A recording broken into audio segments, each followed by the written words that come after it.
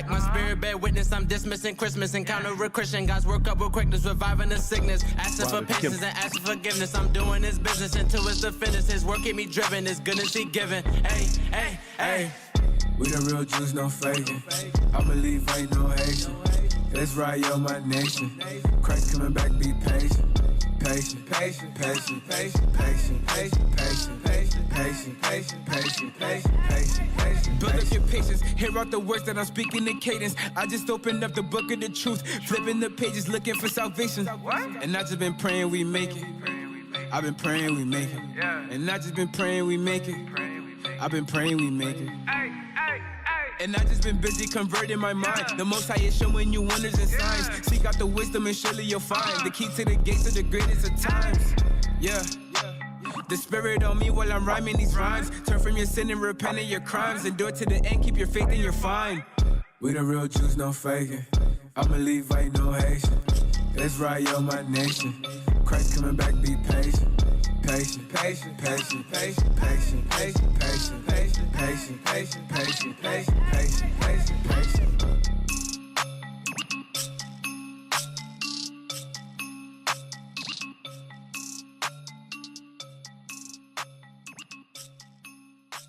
Hey.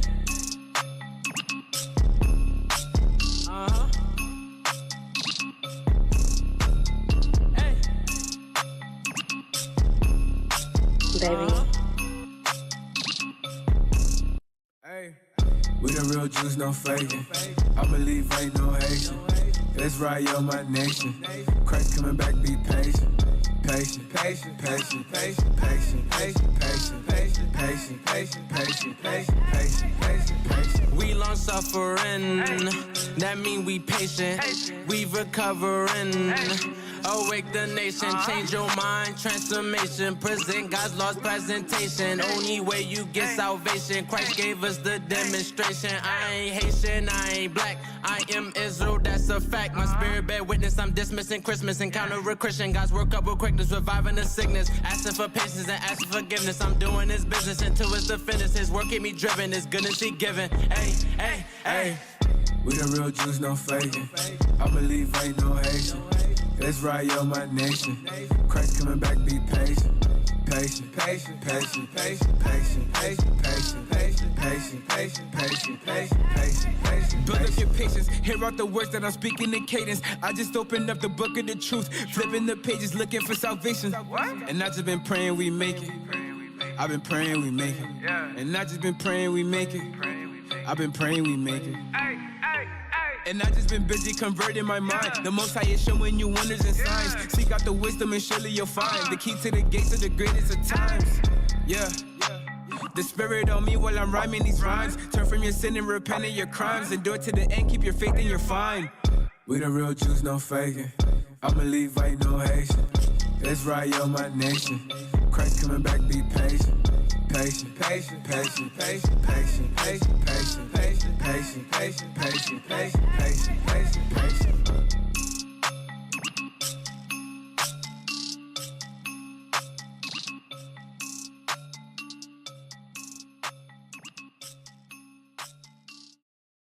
Hey.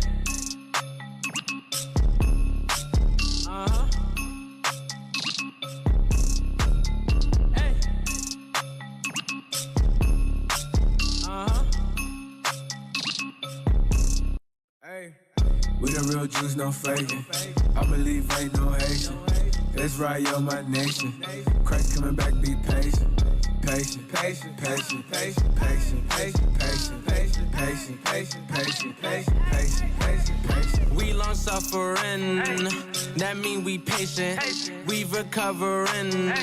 Awake the nation, change your mind, transformation. Present God's lost presentation. Only way you get salvation. Christ gave us the demonstration. I ain't Haitian, I ain't black. I am Israel, that's a fact. My spirit bear witness, I'm dismissing Christmas. Encounter a Christian, God's work up with quickness, reviving the sickness. Asking for patience and asking forgiveness. I'm doing his business until it's the finish. His work keep me driven, his goodness he given. Hey, hey, hey. We the real Jews, no faking. I believe ain't no Haitian. That's right, yo, my nation. Christ coming back, be patient. patient, patient, patient, patient, patient, patient, patient, patient, patient, patient, patient, patient, patient, patient. Build up your patience, hear out the words that I'm speaking in cadence. I just opened up the book of the truth, flipping the pages, looking for salvation. And I just been praying we make it. I've been praying we make it. And I just been praying we make it. I've been praying we make it. And I just been busy converting my mind. The Most High is showing you wonders and signs. Seek out the wisdom and surely you'll find the key to the gates of the greatest of times. Yeah. The Spirit on me while I'm rhyming these rhymes. Turn from your sin and repent of your crimes. Endure to the end, keep your faith and you're fine. We the real Jews, no faking. I'm a Levite, no Haitian. Israel, my nation. Christ coming back, be patient. Patient, patient, patient, patient, patient, patient, patient, patient, patient, patient, patient, patient, patient, patient, patient.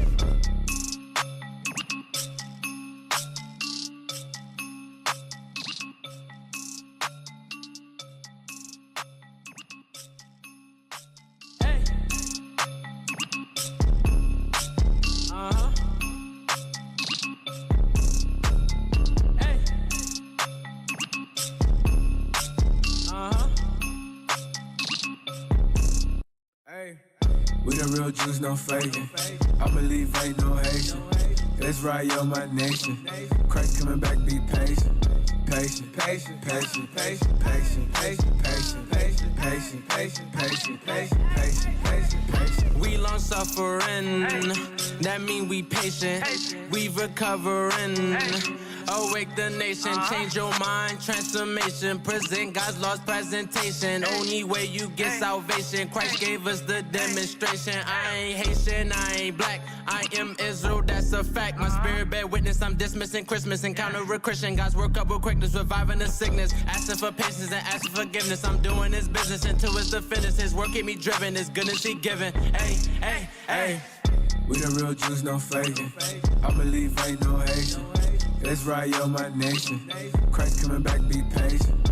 Patient, patient, patient, patient, patient, patient, patient, patient, patient, patient, patient, patient, patient, patient. Build up your patience, hear out the words that I'm speaking in cadence. I just opened up the book of the truth, flipping the pages, looking for salvation. And I just been praying we make it. I've been praying we make it. And I just been praying we make it. I've been praying we make it. And I just been busy converting my mind. The Most High is showing you wonders and signs. Seek out the wisdom and surely you'll find the key to the gates of the greatest of times. Yeah. The Spirit on me while I'm rhyming these rhymes. Turn from your sin and repent of your crimes. Endure to the end, keep your faith and you're fine. We the real Jews, no faking. I believe ain't no Haitian. Israel, my nation. Christ coming back, be patient. Patient, patient, patient, patient, patient, patient, patient, patient, patient, patient, patient, patient, patient, patient, patient.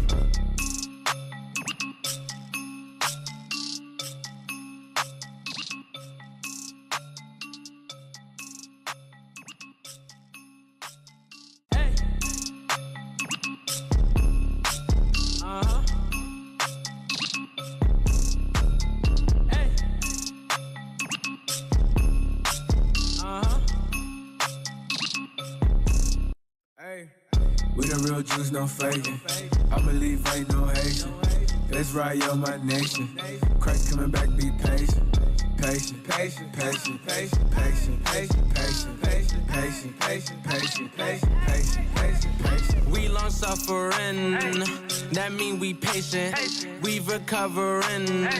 Awake the nation, change your mind, transformation. Present God's lost presentation. Only way you get salvation. Christ gave us the demonstration. I ain't Haitian, I ain't black. I am Israel, that's a fact. My spirit bear witness, I'm dismissing Christmas. Encounter a Christian, God's work up with quickness, reviving the sickness. Asking for patience and asking forgiveness. I'm doing His business until it's the finish. His work keep me driven, His goodness He given. Hey, hey, hey. We the real Jews, no faking. I believe ain't no Haitian. Israel, my nation. Christ coming back, be patient. Patient, patient, patient, patient, patient, patient, patient, patient, patient, patient, patient, patient, patient, patient. Build up your patience, hear out the words that I'm speaking in cadence. I just opened up the book of the truth, flipping the pages, looking for salvation. And I just been praying we make it. I've been praying we make it.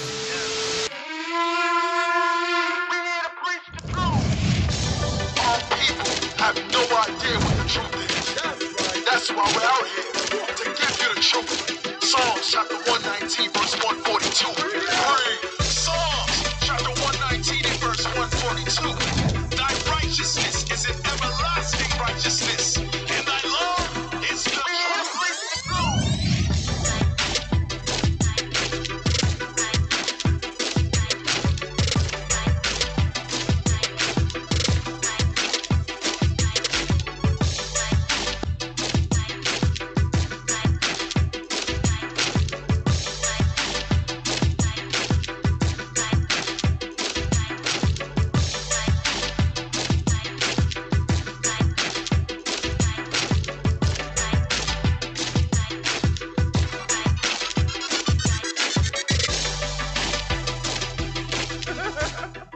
Hey, shalom, shalom, shalom, Israel, shalom, and welcome to Patient Safe Radio.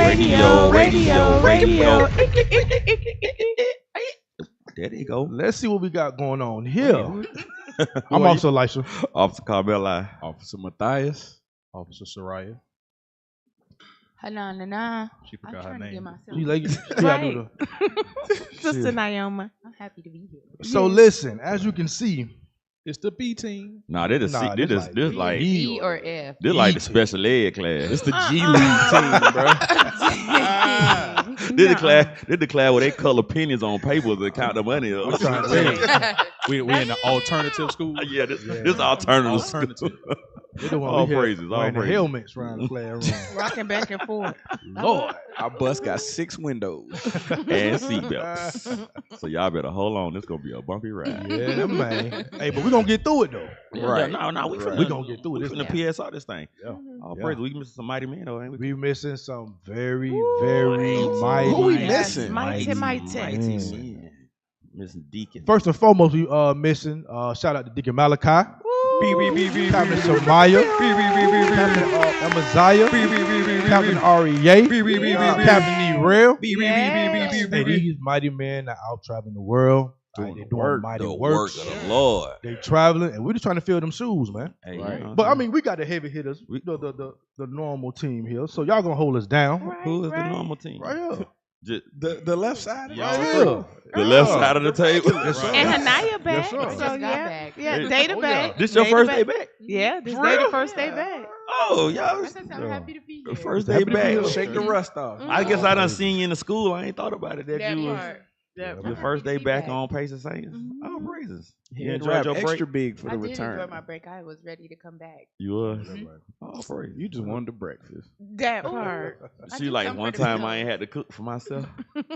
But I talking was about- sleeping in. You was. Mhm. You just listening. Mhm. You was like, oh, this is so better. I mean, different on this Ooh. side. You didn't hear that, but yeah, I'd be at home just playing on my phone scrolling.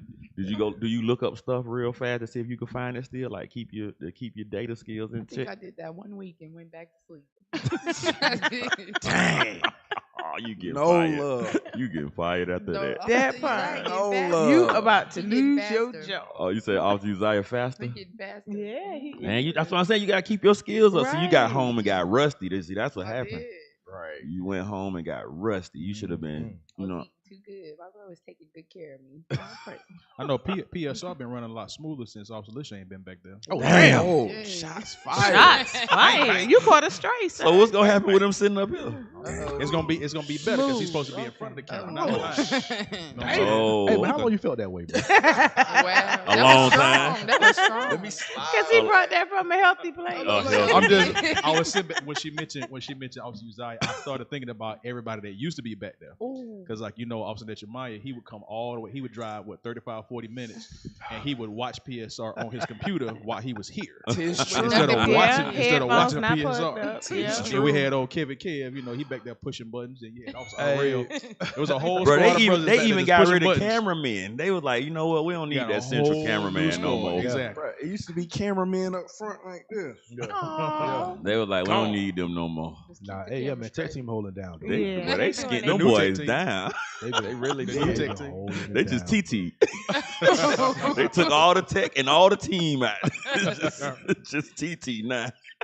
Dang, it No, is some they fresh. ain't No, we got love for y'all. So Bro, ain't nobody back there. They done kicked Naval. Who else did that kick? No. That's She a on misunderstanding. she on sick leave. Oh, thank you, Jesus. So it's a coincidence she on sick leave. A week ago she was Oh, malfunctioning right. stuff on purpose. At the guillotine. You pressed 2 wrong buttons. Right. You Now got she one on sick leave. one wrong button in a 2 week time. That's it. You know they almost had a mishap last week. The whole wall shut down over there. Hey, but that had nothing to do with Tech Team. Hey, No, that was Camp though. Peter. That was was Sister team Navarre. figured it out though. That was They Sister Navarre. did. They was on it. They was on it. On it. Tech team improvement. Yeah, they Shout got out to the 5 tech people team. back there. Selma, what they gotta got? work. 8 altogether? Streamline. Gotta work harder. 2 cameramans, they got 2 cameramans working 4 cameras now. And the only person back there That boy like some octopus. it's only one person back there doing some work. That's Officer Uzziah. Yeah. That's the only one? Nah, The only one. Nah. No, Everybody else is Officer just Dino there. is the Don't nobody zoom in. Officer Look, Dino, listen. the quiet storm. Listen, What y'all does he don't do? understand. Zoom link don't work. What does he do? Y'all I'm don't not sure, understand. but he amazing. Hey, He if be you- checking No. everything out. Break it down, officer. Because look. Many of He y'all awesome. see it from this side, right? Yeah. Y'all don't understand the intricate details that Say it word. takes Tell Hey, him, hey. to make sure that this show runs. When bro. I watch Okay. an Avengers movie, I'm I don't telling want to you, know bro. about the people in the green screen behind me. Neither I do want I. to see the Hulk I want the I action. hear smash stuff. Give me Right. the action. Don't even tell me what's going on back Weird there. when they do them videos. And then they be here holding early. stuff. You gotta Tell me, they- listen, they shut down the school and then they get and right they back come up. right early. back. Man, y'all shout out to that tech team. They be Yeah, early. They do their And thing. I don't know about shutting no school down. Damn, look. Officer said I be doing it. I don't know. I be ain't gonna shutting hate on school down and I don't be seeing them. I ain't gonna hate on Tech Team, but they do rehearsal after every Sabbath. And then Yeah. they still Still a come in here and it problem. still be internet don't be working. And They be like, it's chicken grease on the computer screen. And Officer said he got like 8 hats, so don't do him like Yeah. that. He don't have on no hats. He do. You just He can't got on see. They're earphones. invisible hats. He do his thing. Name one hat.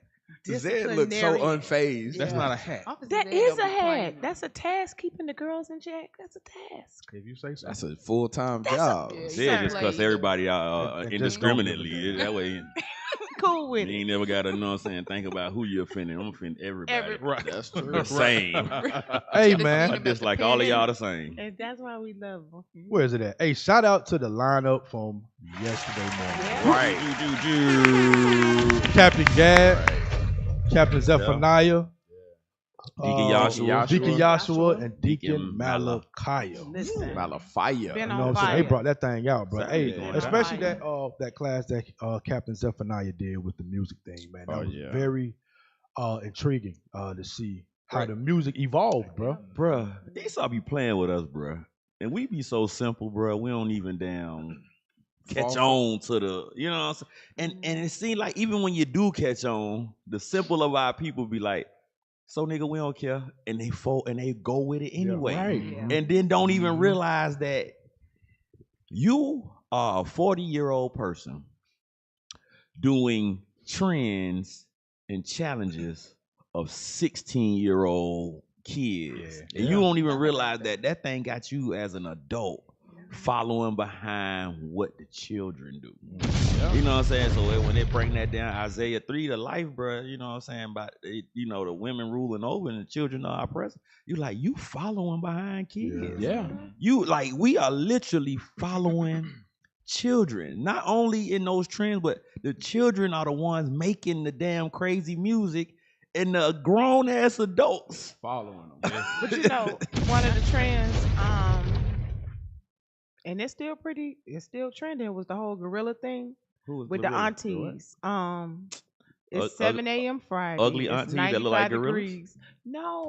Glorilla. Gorilla. Oh, Gorilla, the rapper. swear she said And all the gorilla. aunties doing like they. No, that's what I said, gorilla. No, it's Glorilla. Oh, my bad. Yeah, I was Thank confused. you. Okay, confused. I was Glorilla. like, what? Okay, that's what I meant. I was Glorilla. Carmella. My brain went to Willie B. I said an ugly auntie that look like a gorilla. No. I know about 3 of them. I'm Think about sorry, Miss Pearl. Glorilla. But that's a trend, you know, with the songs and the aunties all on. And when I say aunties, I'm talking my age group. They dancing and that's their thing right now. And leggings they probably. love her. Everybody want to They be love young. Glorilla. They love Glorilla. That's Nissan Altima music, bro. That's exactly what that That's is, how- bro. That's Honda Accord music right there, bro. Nah, that's Wait a minute. That's Brothers, that's Nissan Altima music. If you see a sister, Ultima, thank Or a you. Honda. I'm gonna put y'all on game, brothers. Leave 2000. Nissan alone. I If you gotta see use a Nissan. sister in between a 2004 and a 2012 Nissan Altima, run. Hey, Run. That is the official hood rat car. I'm trying to And tell you. Run and run far. Wait, you Tell say you. hood. But like, They look, they back in listen the to day, though, Glorilla. back in the day, the Nissan Altima, bro, and the Honda Accord with the hatchback. I'm telling you. The two-seater, bro. I'm telling you, bro. I'm Can I get it? Oh, yeah. Can I get a script real quick? Yeah, go ahead, bro. So just going along the lines with let me get Lamentations chapter 5. We're gonna start at verse 8. We're gonna jump a little bit because as you was mentioning the class that Captain Zeph did, it was when you got the book of Psalms, right? We have a lot of righteous songs to choose from, and then when you compare it to what we have right now, it's clear that we've gone astray from our culture, right? So start at verse number 8. Lamentations chapter 5, verse 8. Servants have ruled over us. There is none that doth deliver us out of their hand. So obviously, we have to be subservient to our oppressor, right? We have been taken into captivity, and he gave us our language. He gave us what we had. He gave us our holidays, or rather, not. He didn't give us our holidays. He made us celebrate his own holidays, Oh, right? yeah, that makes more sense. So now, because we are up under the oppressor, jump to verse 14. Verse 14. The elders have ceased from the gates. So those prominent men that we had in our society, you know, your Marcus Garveys, your Malcolm X's, your Dr. Kings, like we had people that would stand up for our culture, people that actually love their people, right? But it says that they have ceased from that gate. So that protection that we used to have, we don't have that anymore. So what happens when you remove the man and remove the authority figure from the household, from the culture? Read. The young men from their music. So the songs about war, the songs about salvation, they have now turned into, I'm gonna shoot you, I'm gonna kill you, I'm finna get money. 95 degrees. As she say, gorilla, right? Yeah, so gorilla. instead of the positive music that we used to have, like the Queen, the UNITY, right? Instead of those positive things, we now have to. We get what is that guy name? You get guys like Fujianos and your YFNs and all this. None of these young rappers. Right. So let's keep going though, because it's not even just the music, because the point that Captain was making, like the hip hop, it encompasses a couple of different things, right? You got the music, you got the DJing, you got the rapping, right? Keep reading. Verse 15. The joy of our heart is ceased. Our dance is turned into mourning. So wait a minute. So when did twerking become an official dance? Wow. Because like we used to two-step, you know, you slow dance or whatever, but now I saw an African video where they be doing it in an African tribe too, so Israel been twerking. I know when it came an official dance. 2099 and 2000. With the twerk team, the bass music. The twerk team. It was a group used to when Soulja Boy first came out. It was a little. It was called the twerk team. Soulja Boy started that internet on YouTube. It was on YouTube called the twerk team. I thought it was Luke Skywalker. Well, that was booty shaped. Yeah, they call that booty shake. When we was growing up, they called it booty shake. Did she say Luke Skywalker? Don't do that. I said Luke Skywalker. Somebody. That was his name though. Uncle Luke. Yeah, Uncle Luke. But don't nobody Shake call what your him mama Luke gave ya. Skywalker. Somebody that Uncle old from Luke. Miami. She from Miami when Luke first came out. Right. Oh my God. She was there when he with his first mixtape, his underground song first. I ain't even gonna tell y'all he was a motivational speaker at my high school. Oh, man. He told y'all to get out there and shake what your mama gave you. He was like, and all of you graduates, get out there and shake what your mama gave y'all. Y'all, and y'all threw y'all hats in the air. Crazy. Doodle, bro. Oh my God. Can you imagine somebody being at your high school and he coming there, he was like, and before I go, I would just like to say, doodle bro. I'm on my way out, but Cap, he coming. That's kind of how it went. What is wrong with you? I feel like you were I know y'all on y'all way out, y'all gonna graduate, but Cap, he coming. That's crazy. And y'all was like, I want you to pull up that video I just posted. That's how we starting off. Yeah, the class. It kind of reminded me of this video that I seen a while ago. You're talking about where Captain Zeph was going over? Yeah, about that music situation. Yeah, let's play that real fast.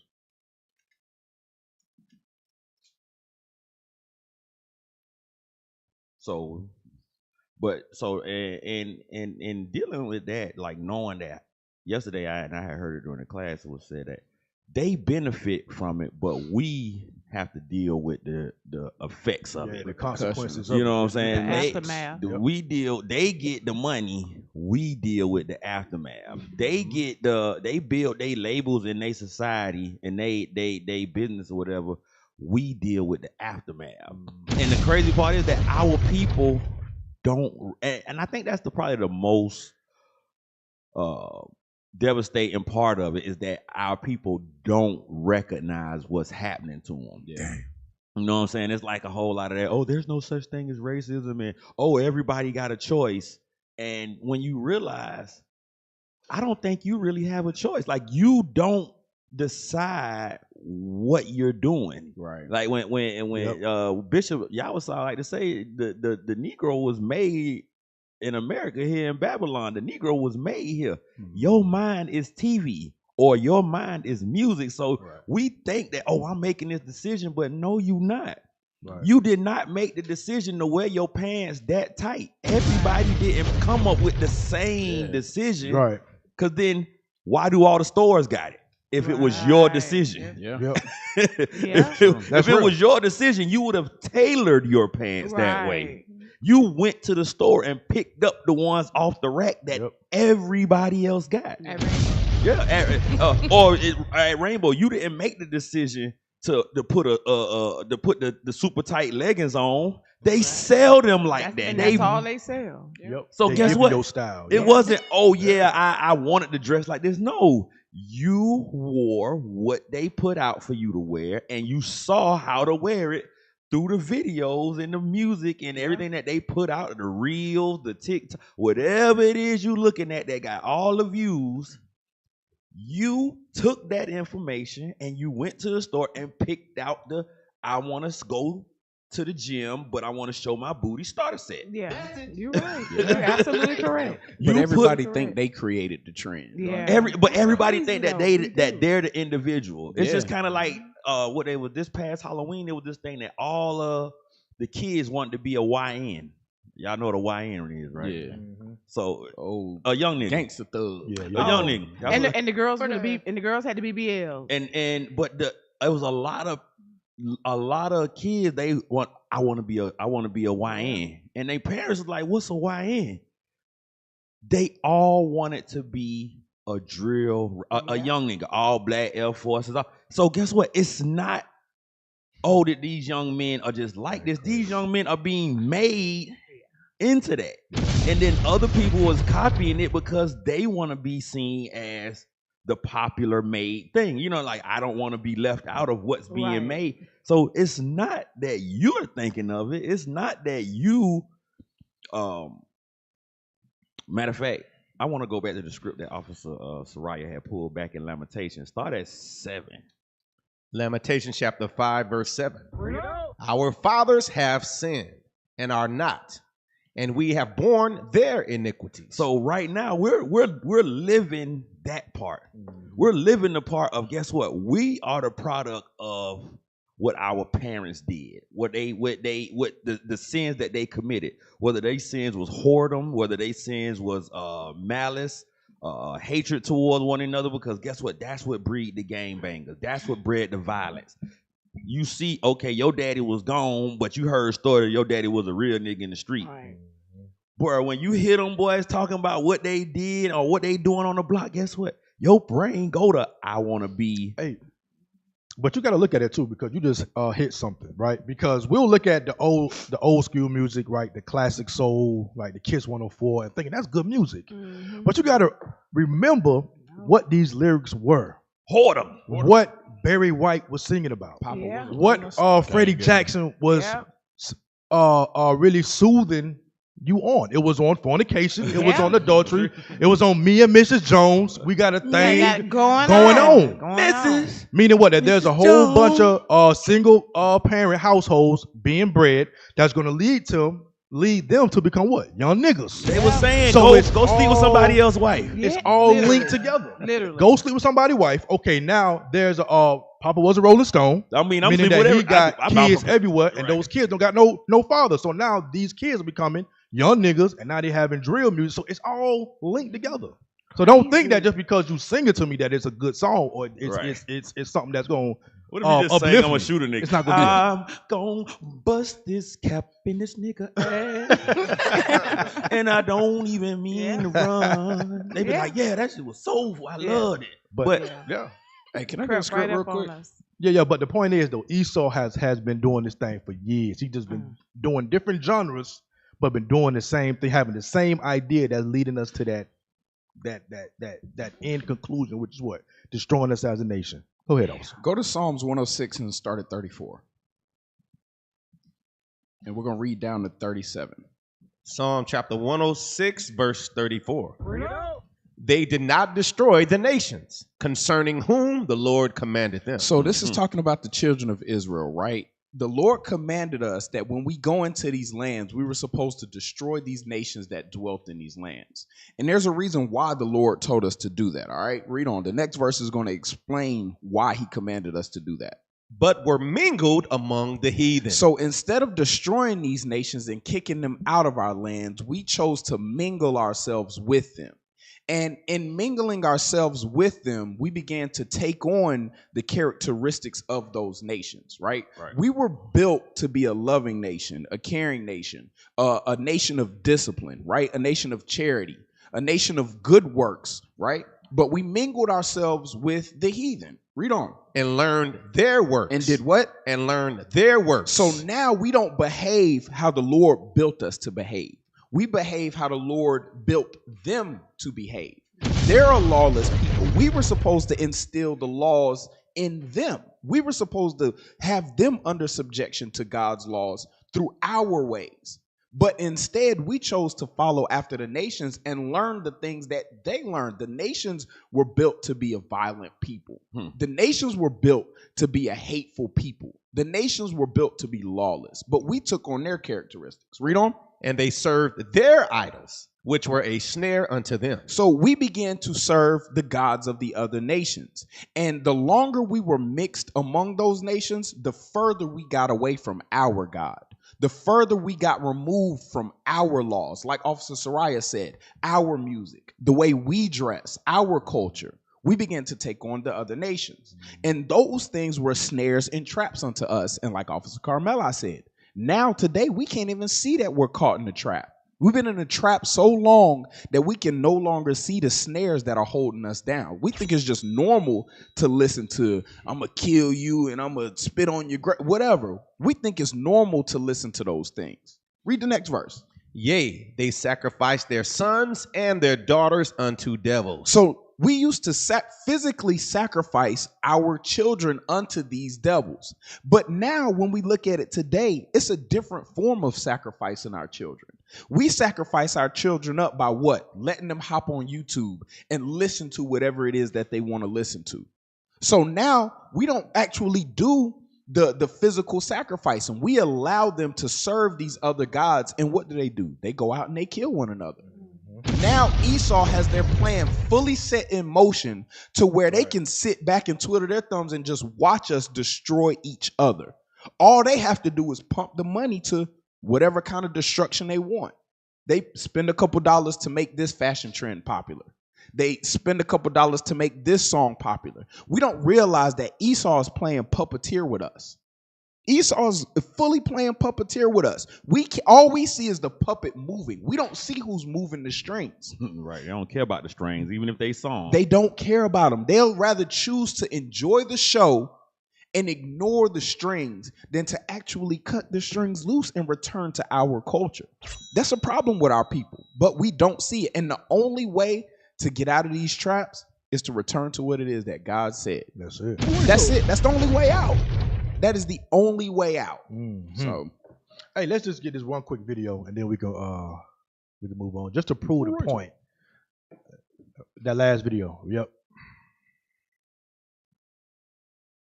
A lot of people trying to get me to do music, but I was one of them kids growing up that listen to the music and hear, like, Lil Boosie had, like, I always bring a Boosie because, Boosie was my role model. Boosie had these songs talk about what he rapped about, and you could hear it in Boosie, and it made me wanted to do that.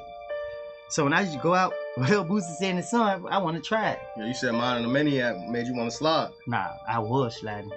There's a difference. Yeah, these people want to do stuff. I'm doing it. I pull up at the club one weekend back to back, Friday and Saturday, aired everybody out. And the police went locking me up. Everybody said I did. The police were locking me up. They were really going to my head, psyching me out. And I was just getting careless about what I did. Yeah, because I seen that you said that y'all was somewhere and you trying to make an example out of somebody on stage in front of everybody, but the gun jam. That's real, man.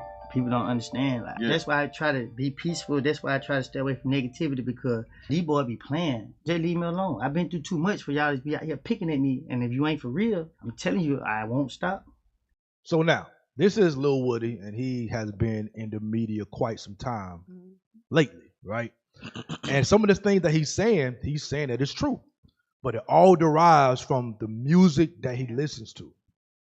You got Lil Boosie, you got all these other gangster rap, you got these drill artists, and by their words, because many of them, let's be honest, they're not doing it. They're just in the studio and they're told what to rap, what to write.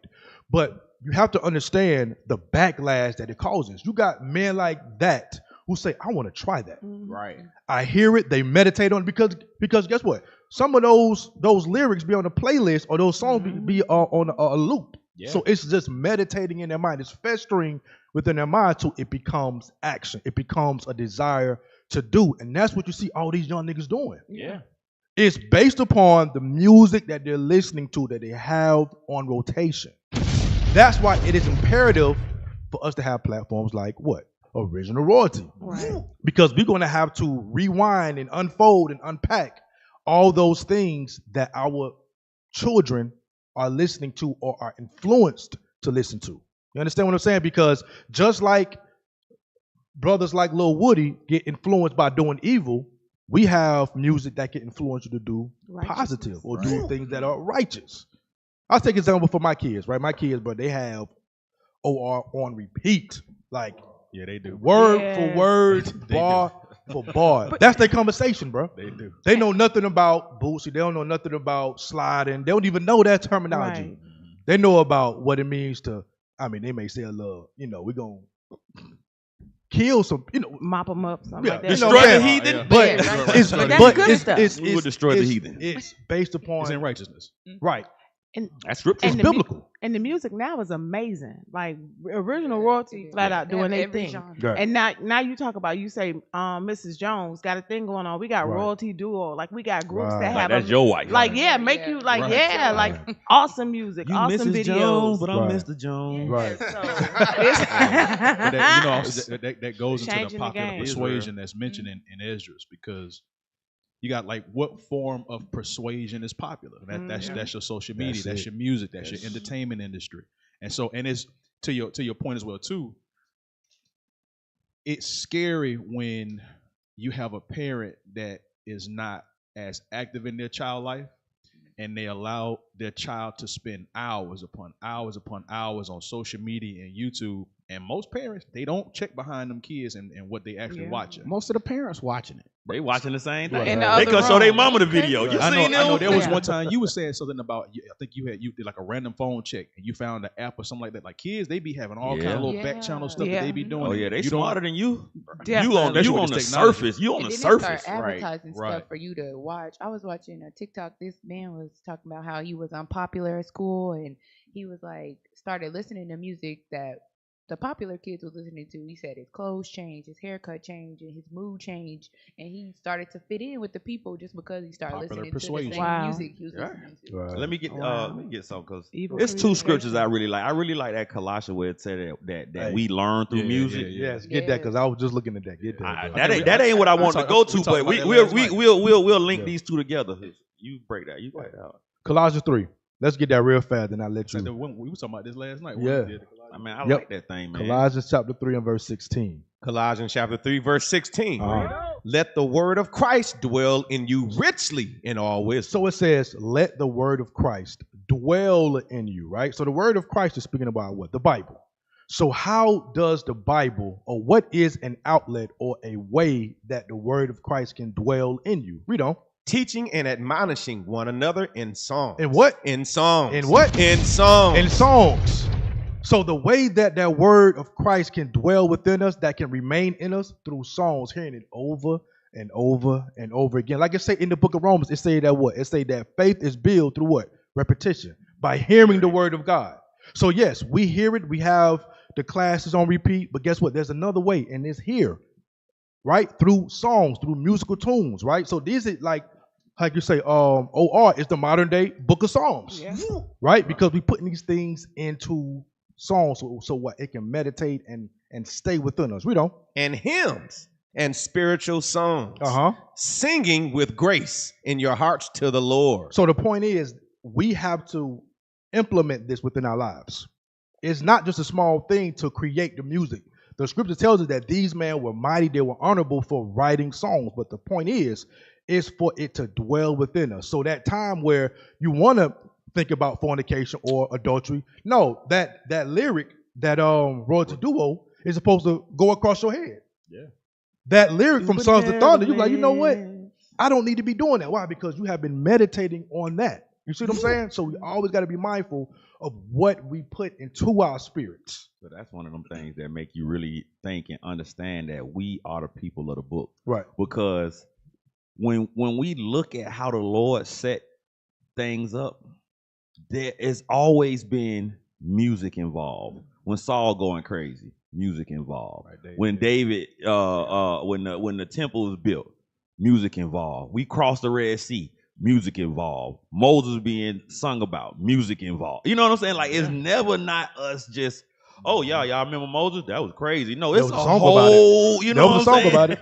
And the enemies were swallowed up in the sea, and we crossed in the Lord. And then they say the 144 gonna learn a song that can't nobody else learn. Right, a new song. The same way these rappers is rapping about their lives in evil is the same way our forefathers was rapping about their lives in righteousness. Because it's in the spirit of this people. The Lord actually put that in, like, bro, we can't clean the house without turning some music. Bro, you can't. Bro, you don't do nothing without music. Bro, Friday night in the house, everybody around there just singing random songs. Ooh, give me some of that popcorn before the sun go down. I'm trying to sing a song about popping corn. You be like, can we prove it in the scriptures? Go ahead. Yeah. Let's get Ecclesiasticus chapter 44. We're gonna start at verse number 4. So going to your point, Officer Matthias. There's a difference when you're singing about righteousness and when you're singing about wickedness. We're going to see how our forefathers actually did it. Ecclesiasticus chapter 44, verse 4. Leaders of the people. So these are leaders of our people, read. By their counsels. So now we're talking about the way that they counsel, right? How does a leader counsel, read? And by their knowledge of learning meet for the people. Wise and eloquent in their instructions. So with all this knowledge, this wisdom that these wise leaders have, what do they do with it? Read. Such as found out musical tunes and recited verses in writing. So they put it in a song. That's your righteousness. That's your Psalms. Right. That's your Asaph. That's your David. Like Officer Carmelo was mentioning. Mm-hmm. It's always some form of music that's around, but that music can be influential. So that message is very, very important. You got these kids listening to all this nonsense, and you got the brother saying that he's influenced by Boosie. So now the music makes you, like, there's a spirit that comes with that. Yeah, absolutely. Yeah, there's a spirit that comes with it. Absolutely. That's why guys go to the gym. They want to put on hardcore music. Just, I need to be angry because I gotta, you know. It's hard. There's a spirit in that music, and the scriptures tell you, it says that your spirit is willing, but your flesh is weak. If you keep putting a bunch of nonsense in your body, you can't be upset when you get nonsense that comes out. Yeah. Your spirit is gonna show forth whatever you put in there. If you studying, you in righteousness, then righteousness is gonna come out. If you in filth, filth is gonna come out. That's it. Hey, let me get one more. I know we got to move on. I got to get one more because I got one too. I got one too. 1 Samuel 16.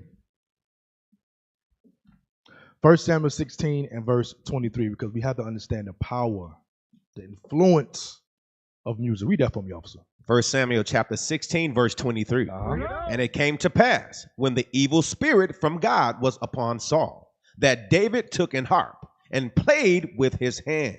So Saul was refreshed and was well, and the evil spirit departed from him. You see that? So You know how that good goes you to gotta your be. point. You know how good you got to be to play a harp. Can you even imagine what it sound? He had that, sound bro. This man sitting in his melodic. room. I had imagined it when I was reading it, bro. He's sitting in his room with a damn javelin in his hand. Yeah. And Like, you sitting what there was he playing really the harp. playing? He threw it at him. Remember? Because Right. he threw it at David while he was playing the harp. He was like, "Can't stand this 10,000. Yeah, you Say beat his word. 10,000."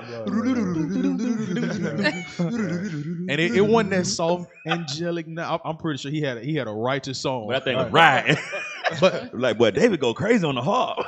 hey, but the point is though, like you said, like music has a spirit in it, right? So the same way that like this Lil Woody said that he allows that music to rev up evil spirits in him, we can still use that when we have evil spirits within us. We can combat that with righteous music. That's right. With righteousness. So it's not just you got to deal with it by yourself or, I got to go vent. No, you can listen to a song. You can listen to something that's going to soothe your spirit, that's going to get your mind off of those evil thoughts and come back to the words of God. Right. See that? So music is powerful. It's just the way that we're going to use it. Like, how are we going to use this music to benefit our lives? Yeah. No, we want to use it to get 304s. Right. But that's what our people use it for. Right. And when you just read in Sirach that it was for the leaders, they used the lyrics and they used music to guide. And then in Colossians we read that the words of Christ dwell with you. He said teaching and admonishing. So we supposed to use this to be able to show and correct these. But we was gonna use music to do it. But our people don't even think about that as far as that sets an example. Judith 8:24. Because that example, like we just heard Woody said it.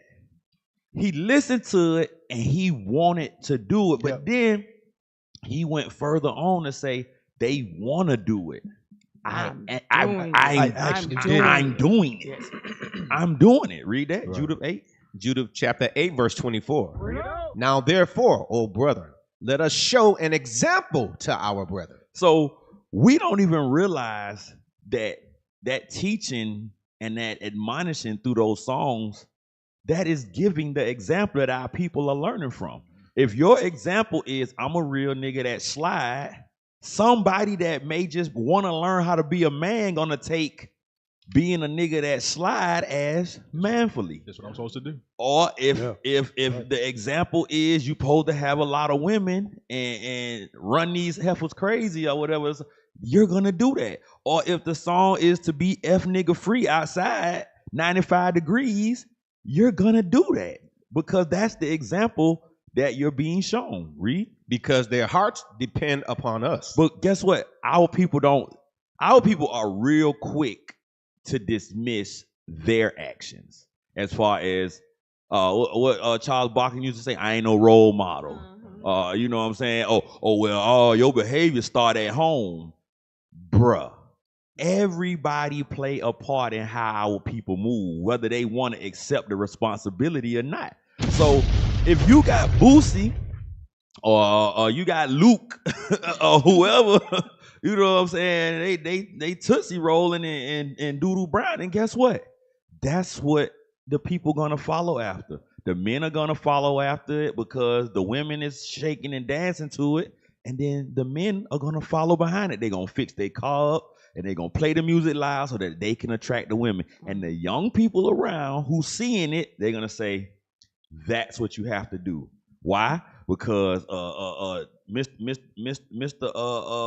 Hydraulics, he got all the friends and he got all the women. So now guess what? That's who I want to be like. Miss Shake It Fast, she got all the attention and all the guys like her. That's who I want to be like. But the scriptures say that our brothers' hearts depend on the example that we give them. Right. And we don't even think that through our music and our actions that we're the ones decimating our own community. We be real quick to just be like, that ain't my business. I ain't they mama. I ain't they daddy. Your home. Right. That's why it's called home training. You supposed to get training at home, but you like, no, they're watching you. Right. You're in that same community. Right. If it was a neighborhood full of doctors, you know what you would have? More doctors. to say it take a village to raise a kid. That's that real. used to be a real thing.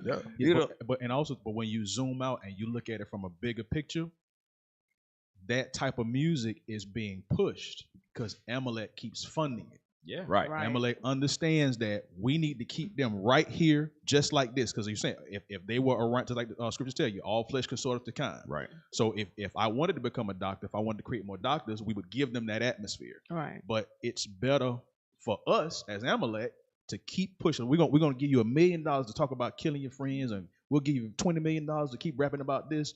And you think of a young dude that don't have nothing, ain't got nothing going on. You put some money in his pocket. Yeah, I'm gonna rap and I'm gonna show out. I'm gonna perform. I'm gonna do whatever I got to do to get this money. And then when I get it, I ain't gonna help nobody else out. Why? Because I wasn't. The example wasn't to help nobody else out when you get there. Yeah. Like I work around the nations, right? I work around a lot of Elam, and I work around a lot of Esau, and I started noticing that they have, say for instance, we might have a store. The only store that most of us have is fried chicken spots if we got them, but we have them. When we look at, let's just say an industry that we are in, most of the industry that we are in is either some kind of subservient or food. Right. You know what I'm saying? A lot of our brothers and sisters are either in some kind of healthcare or service industry or some kind of food stuff. But I work around them in trade skill, and I look and I say, why do y'all have 4 and 5 stores? Or the Idumeans that I work around, they got 4, 5, 6 stores. They may have more stores than Elam. Wow. And what they'll do, they'll go and they shop and build their product within them 4 stores that they have. So they may have somebody that sell diamonds, somebody that do gold, and somebody, and they'll shop and build everything that they can with them before they take it to another nation. So they circulating their money amongst themselves. But it's not even really circulating the money. It's that, like we were saying, if you wanted to be around doctors, you would make you be around doctors and you make more doctors. They sit around each other and they deal with like as far as, and I'm just using this job part that I'm using. It's a bunch of them in the same job field, because why? They saw that this makes money. This is a career. This is possible, to do it this way. And we be like, oh, that hating that nigga want to make shirts too. Right. I get what you're saying. You know what I'm saying? Versus they won't gatekeep. They help each other. Right. And even but expanding what they see as successful and what's working. Right. Instead of me hating on him, let me help him grow with what I've done. Or just the example of, if my brothers, I know that this community depends on the example that we put out.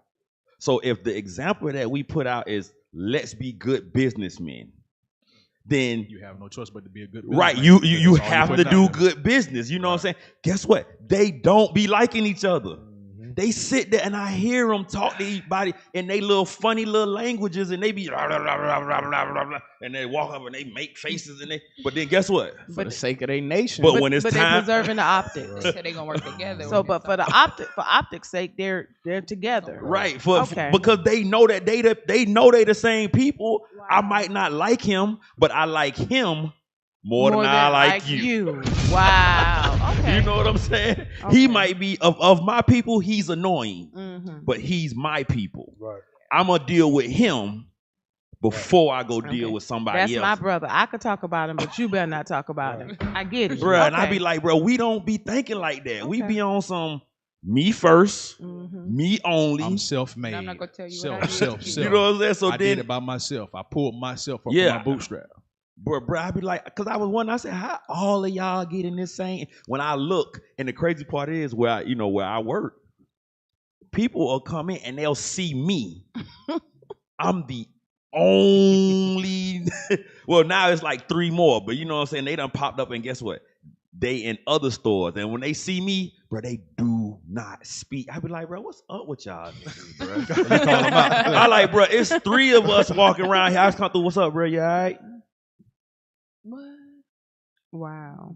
Like, y'all nigga lame. I'm like, bro, be in the sunken place. Yeah, you know what I'm saying? Can't speak. Because they, bro, I don't know what it is, but the other nations, when they be in their store, bro, they have completely different, and they go and they buy the diamonds from this one. They get it casted by this one. They got the India designer. Then they got these people. They do bench jewelry. This one, he got the store, so he bring all of his jobs to the. And I be like, so instead of hating, they can actually build something that complements your business. Instead of you trying to set up your own diamond store, like you got your diamond store, and then let me set up one right next to you. How about I set up something that's going to help. Your I don't deal with diamond. He like they do it like that. This is the diamond seller, but he's the diamond setter. There you go. He don't have to buy diamonds because my homeboy, I get the diamonds from my homeboy for low. Money circulate within. But not us. You got a t-shirt company? I want a t-shirt company. Start my t-shirt. Right. Why not get pants? Why not just be the designer? Yeah. I will design all your shirts for you. There you go. No, but and I was just going into that. The example that our brothers and sisters depend on, like, bro, we don't show it, bro. We be like, right here, like a mile or two up the road, you got that whole Indian temple, and right behind the Indian temple got a whole little apartment complex, and it's just only them. Yeah. That's been around. I had him, man. I might have been. That thing I've been there 30 years plus. I'm 6-7 years old. I remember when they built that apartment complex back there, and they all come in from the country. They come from overseas, and they put them up in that apartment complex. Bro, the diamond seller that I know that I be getting my diamonds from time to time, he the one told me, he was like, "You vegetarian?" This how he be moving his head like. He said, "Mike, them." When they talk, that's what they do. Yeah, they hear the talk. So he be talking and hear vegetarian food. You eat vegetarian food? I say sometimes. My temple, you go every day.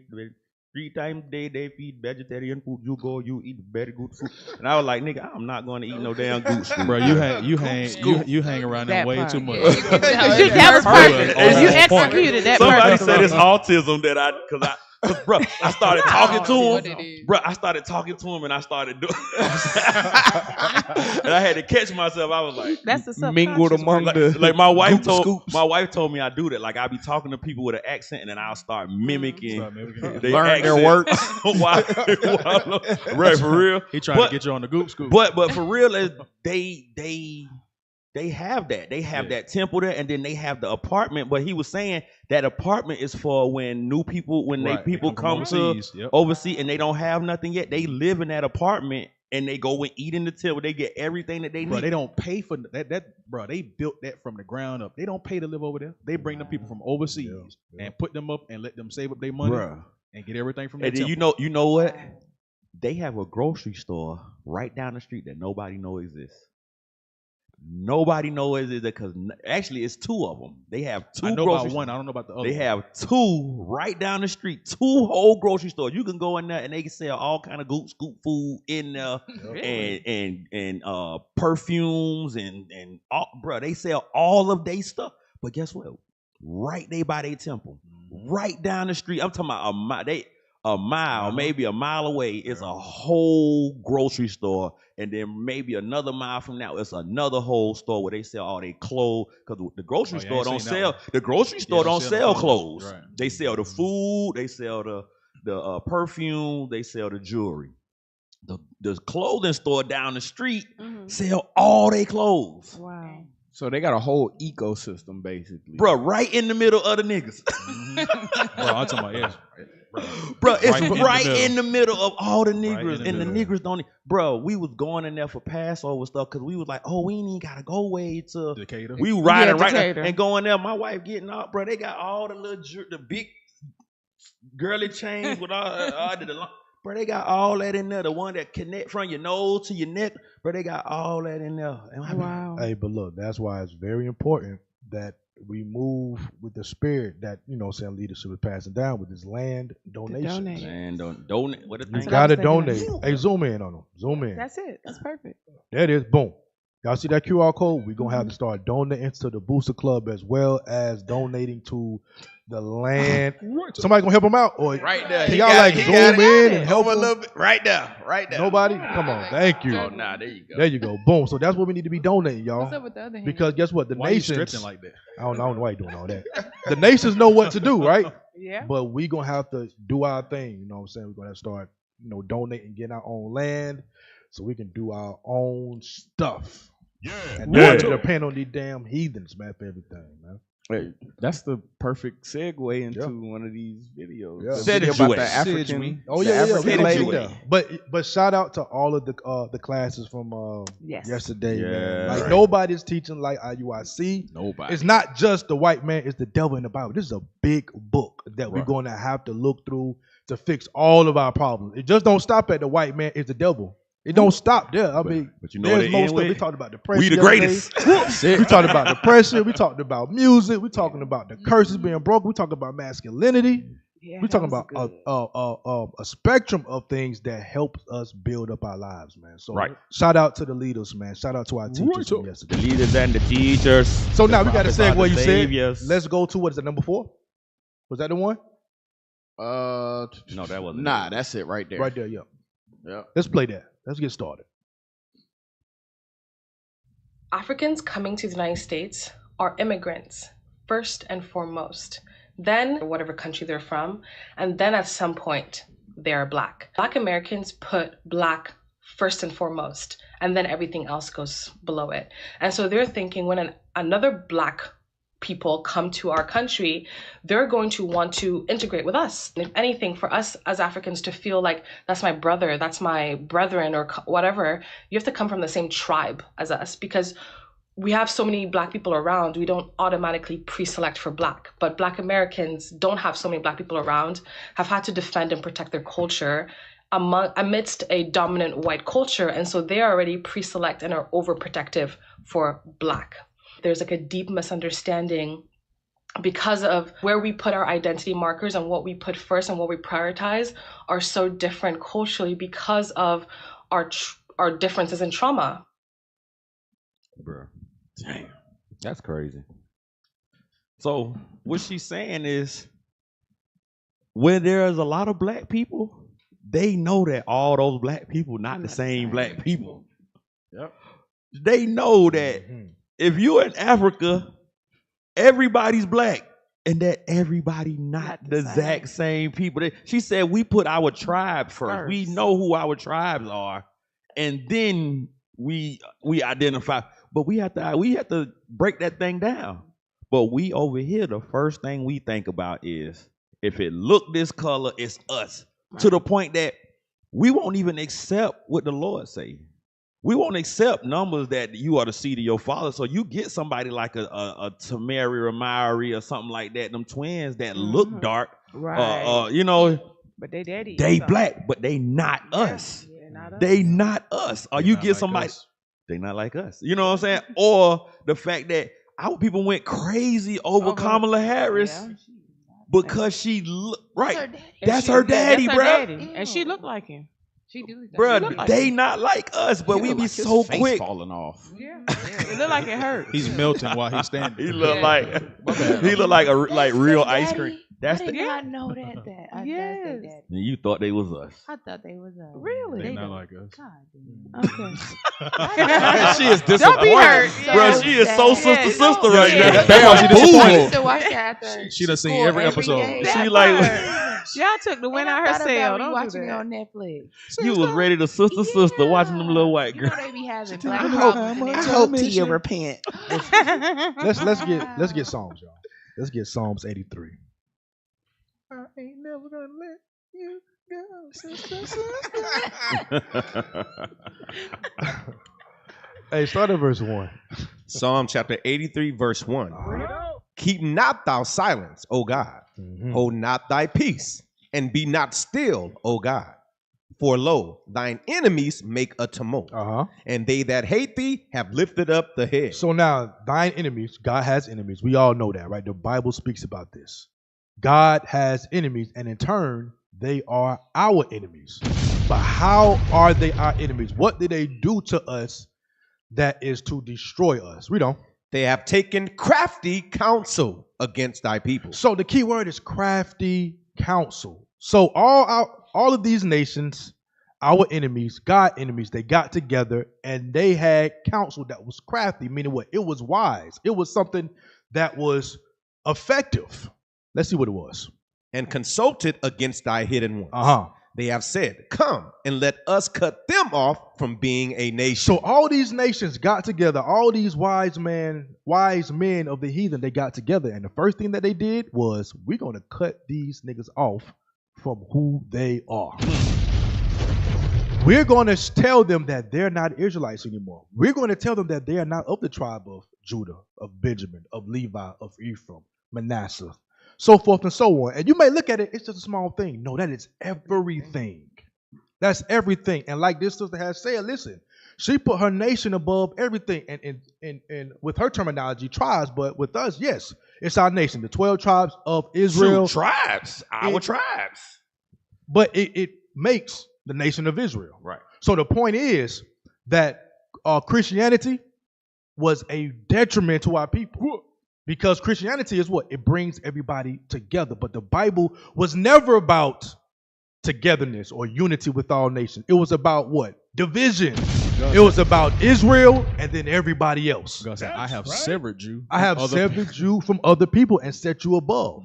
So that was one of the first things that the Most High did. He set up his people and he separated them from everybody else. So when you see certain things like this where Christianity, even Islam, all these different religions are bringing everybody together except for this, except for the Bible. So the point is that what? The way that these enemies operate is the first and foremost thing that they have done to us to destroy us is to destroy us of our nationality, of our history, of our ancestors, our forefathers, all that. So it's crafty counsel. So when you see things like this, it shows us that that was actually effective. Y'all see that? Right. Finish it out.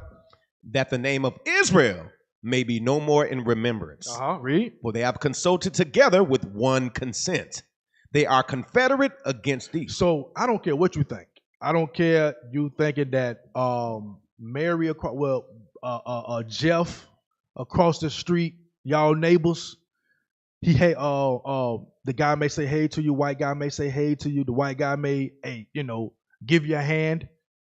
And you think that, that's all good. No. God said that he's your enemy. Just because he didn't put the chains on you, guess what? His people are enjoying the goods that happened to your forefathers and your foremothers. They are the ones who are enjoying you not knowing who you are. They get to go to Harvard because they made your people build Harvard and made it elite school. Now they get to go there and tell you got to measure up to a certain standard to get in. Exactly. Like, what? So all this stuff derives from, because I know we get a lot of hatred for bringing out Israel being separate from all people. And that's really going to be when everybody start to turn on us. Time will tell, right? But that's going to be the base of this gospel. Separating you from all other nations. You brought it out in Psalms 106 where it says that we learned the works of these other nations, and therefore that was to our detriment. But now once we oppose what they may seem as good, like, no, we all one. No, we all together.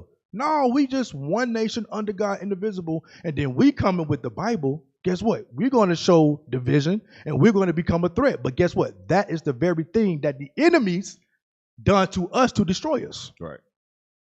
So who's right and who's wrong? Hey, I got something on that. Yeah. Let me get Second Maccabees 4.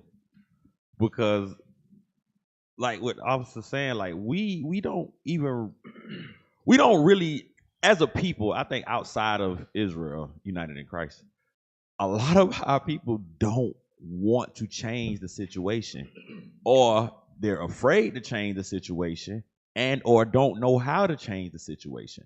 But what it seems like what everybody is failing to realize or recognize is that there's a situation. Like, and I think that's the part that always like that. That's like my thing. But how do you not realize that there's a situation? Yeah. How do you not realize that we actually need to be taking time to re-acclimate ourselves with our God and our people? Yeah. We like. You got all this trauma going on. You got all this, whether it be, like you say, popular persuasions, policies, and mischief that he framing by law. He doing all of these different things, but yet we never take the time to separate ourselves and stop and say, okay, let us get our stuff together and figure out what's going on. We don't want to play right now. Right. You know what I'm saying? I'm just gonna take my ball and go home. Matter of fact, keep the ball. I'm gonna start over. I'm gonna go home. I got enough money to buy 100 balls. You know, but we very rarely do that. We've never. You know what I'm saying? With the exception of Israel United in Christ. You know what I'm saying? A lot of us have stepped away from the whole hamster wheel of this captivity. Even though, you know, we got to jump on it, but the mentality that goes with being here, a lot of us have left that alone. Like, bro, we can see what we're up against. We can see the oppression. We can see the policies. You know what I'm saying? We can see those things. We can see the son of perdition for who he is. We know who he is. Right. We know who we dealing with. You know what I'm saying? So then in a way that kind of ostracizes us from even those ones that we love that's not able to see, you know what I'm saying? Because you're like, bro, I can't even be around you because, bro, you gonna get me killed. Right. You know what I'm saying? Like, because you won't put our family first. You won't put our God first. You want to do like, we about to read that. 2 Maccabees 4:14. 2 Maccabees chapter 4, verse 14. 15, I'm sorry. Verse 15. Not setting by the honors of their fathers, but liking the glory of the Grecians best of all. So that not setting by the honor of our fathers is not understanding that we are the people of the book and clinging to that. We want to cling to Q-Dog so that when they see us on the street, the first thing they want to think is the Holy Bros. You know what I'm saying? Like, Holy Bros. You know what I'm saying? Like, look at the bro. That's the first thing people bumping. No, they won't be. They thinking about Q-Dogs. Right. You know what I'm saying? And or we saying, hey, we need to do this, and it's like, nah, y'all niggas racist, cause y'all like, no, bro, we are trying to rebuild the minds and the spirits of our people. Verse vice of that. The spirits first, then the mind. You gotta fix those things of our people before we can get anything else done. Why? Because we see they got us up against rap music, they got us up against the internet. They got us up against whatever little policy they'd already done set in place. I'm like, bro, how you can't beat redlining. Yeah. How you gonna beat redlining? They control the real estate. Where you live, they control. How you gonna beat credit score? You can't. That part. You can't out, you know what I'm saying? You ain't TransUnion. You ain't know where TransUnion at. Right. How you gonna do that? But it said that we like the glory of the Grecians best of all. That's what officer was saying. We would more rather cling to the things that they have than fight for our own. Like, we don't want to fight for our own. Read on, verse 16. Verse 16, by reason whereof sore calamity came upon them. The Lord said, and this is why you where you at. This is why your daughters are whores. This is why your sons are sodomites. Why? Because you would rather cling to the glory of the Grecians that say, hey, do porno, do twerk videos. Now, guess what? You don't need a man in the house. You would rather cling to that than, nah, my grandparents showed us that you gonna live in this house with your husband for 50 years. I ain't doing that. Ain't no man finna tell me what to do. You would cling to the romantic comedy that Esau put out where he showed that, guess what? Adultery is fun and it's laughable. Just think about it. She's unhappy with her marriage, but she's gonna find a witty guy on a vacation, and and then guess what? Then our people think, oh, that's romance. Oh, that's love. Right. Just find the one that make you happy. You cling to the glory of the Grecians and destroy everything that you had. The Lord say, sore calamity gonna come upon you because of that. Right. It's a hard situation we living in now, where it's just a bunch of baby mamas, baby daddies, little kids who don't know, like, no direction, no nothing, and you just in the house, and she don't like you. If she still want the daddy and the daddy don't want her, and he like this heifer crazy, and this is just a whole situation that we live in. Read on.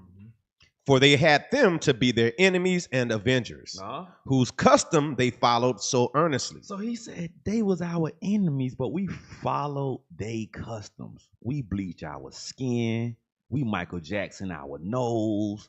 We got doggone straighten out the hair. Damn. We move in their neighborhood. Yep. Just imagine if you had all of those black professionals and they continue to stay in the hood.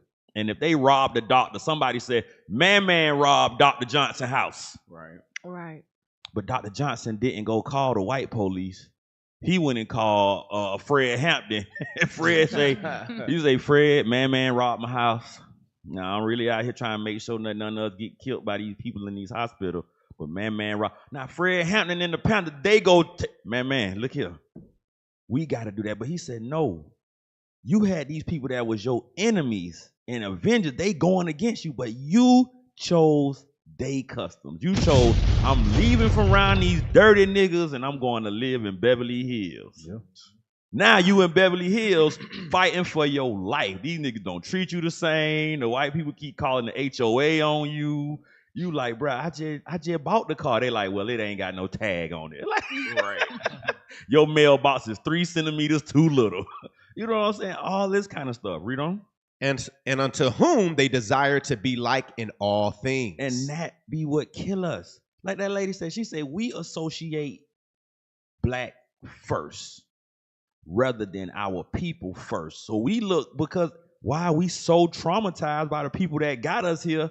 The first thing that we grasp to is anything that's similar to the color of us.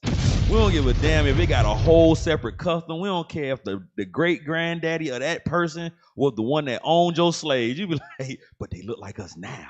You be like, bro, it's the same person. Right. It's the same exact person. But, I don't know. Pressure wake up my eyes, man, I guess. Can I get a scripture as well? Yes, sir. Go to Proverbs chapter 29 and verse 18. I call this my Bishop Yawasop scripture. He read this all the time. Proverbs chapter 29, verse 18. Where there is no vision, the people perish. So our leadership talks about vision all the time, right? The imagery that we put out. Over the hundreds of years that we've been captives to our enemies, right? Esau. They've constantly pushed their image. They've constantly pushed their customs, their ways, their way of life. And so now when we look today, our people have had nothing to gravitate to. That vision not only goes into what you see, but it goes into what you hear, the things you're exposed to. Every aspect of life requires some form of vision. And for so long, the vision that's been pushed to us is us being thugs and baby mamas and whoremongers and adulterers and all of these negative images we've had for so long. That's why it's important for us as men returning to the Lord, as women returning to the Lord, to give our people something to grasp onto other than black skin. Right. It's important to give them something beyond that, because like the sister said in the video, our people will gravitate towards anything that looks remotely close to them. But no, it's more than that. You have to be able to gravitate towards not only something that looks like you, but something that's in a place that you want to be. If our people see the success that keeping God's commandments can bring them, that's something they're going to gravitate towards. Something they should gravitate to at least. Right. You 100% right. Something that you would think they would gravitate towards. But for majority of our people, they want to gravitate towards what's comfortable, what I've known, what grandma taught, or the least resistance. Exactly. Yeah. Something that's easy to gravitate towards. It's easy to gravitate towards. I can do whatever I want to. The laws is done away with. That's easy to gravitate towards too. Right, because you ain't got no work involved. It requires absolutely no work. But that's why it's important for us from a young age to raise our sons and to raise our daughters with something glorious to look up to. Like the Lil Woody video. What did he say? He said Boosie was my role model. Right. What kind of role model is that? Our people, like I never forget, I was at camp teaching one time, and a woman and her son came up, and I said, do you mind if I ask your son a question? She said, nah. I said, name to me 3 great black men. You know who he said? Who? Martin Luther King, LeBron James, and Michael Jordan. Really? Now, to the average person, they would think, oh, why is that smart? Why is that a big deal? It's a big deal because we don't see great black men as Moses, Abraham, Christ. After you name Martin Luther King, Malcolm X, LeBron James, it's like, I don't know any. They all died already. That's an issue. That's an issue. So it's important for us to push not only imagery, but music, customs, businesses. They have to be able to see that we as a nation of people can do more than just scream at people on the street. They need to see more than that. They need to see us with our own, building our own, so that they say, hey, look, this Bible actually changes lives. It actually changes lives. But that's why the people that come in end up where they are, end up excelling. Like we've seen a lot of young men and even older men go into second careers after coming in and realizing they couldn't continue to break the Sabbath. I'm one of them. And do what they used to do. Or young men who had no direction on how to prepare to be able to provide and take care of a family. Now we see those young men are beginning now to build trades. Yep. The funny thing is, it's just not saying, oh, come over here for that. But we ain't hurting like that once we begin to keep God's commandments. You're not. Right. Once you begin to keep God's commandments, you be like, I mean, but I'm straight though. you know what's crazy behind it? Go to Psalms 37 and 25. Yep. Go to Psalms 37 and 25. Psalm chapter 37, verse 25. I have been young and now am old. So David is saying, I was once a young man and now I'm an old man. Meaning I've had many days on this earth. I've seen a lot. Read. Yet have I not seen the righteous forsaken. He said, out of all of those years, out of everything that I've seen, not once have I seen the righteous being forsaken. Read on. Nor his seed begging bread. Nor the seed of the Lord begging bread. Why? Because when you come into this truth, like the nations do, if I don't got it, guess what? I got 100 men around me that got it. And they gonna make sure I'm straight. If I come in and I don't know how to take care of a household, I don't know how to keep a job, I don't know how to build a successful business or establish myself in a career, guess what? I'm surrounded by men and women who have, and that can give me that blueprint and help me out. Yep. I've seen somebody go through it, so now I have men with wisdom and experience to help me no matter what it is that I'm going through in life. If you're going through something in life, it's guaranteed that there's somebody in this truth that has the wisdom and the experience to be able to help you get through it. That's guaranteed. And then it don't always look like you think it's gonna look either. Because I've seen young men who always job, and then the correction is, well, you switching jobs again. Yep. But what you need to do is get something stable and take care of yourself. Stop all this bouncing around, this to this. You're not gonna. And then after a while, you'll see those young men coming. Well, what do you think about a mechanic, or what do you think about being a plumber, or what? We be like, yeah. I mean, anything is better than you bouncing from warehouse to warehouse. Yep. I mean, what you keep getting these same warehouse jobs, but then you keep talking about you can't afford this and you can't afford that, and you can't keep the Sabbath and you can't get the feast days off. Okay. And guess what? It don't always look like we have you, my son. We will take care of your needs. Right.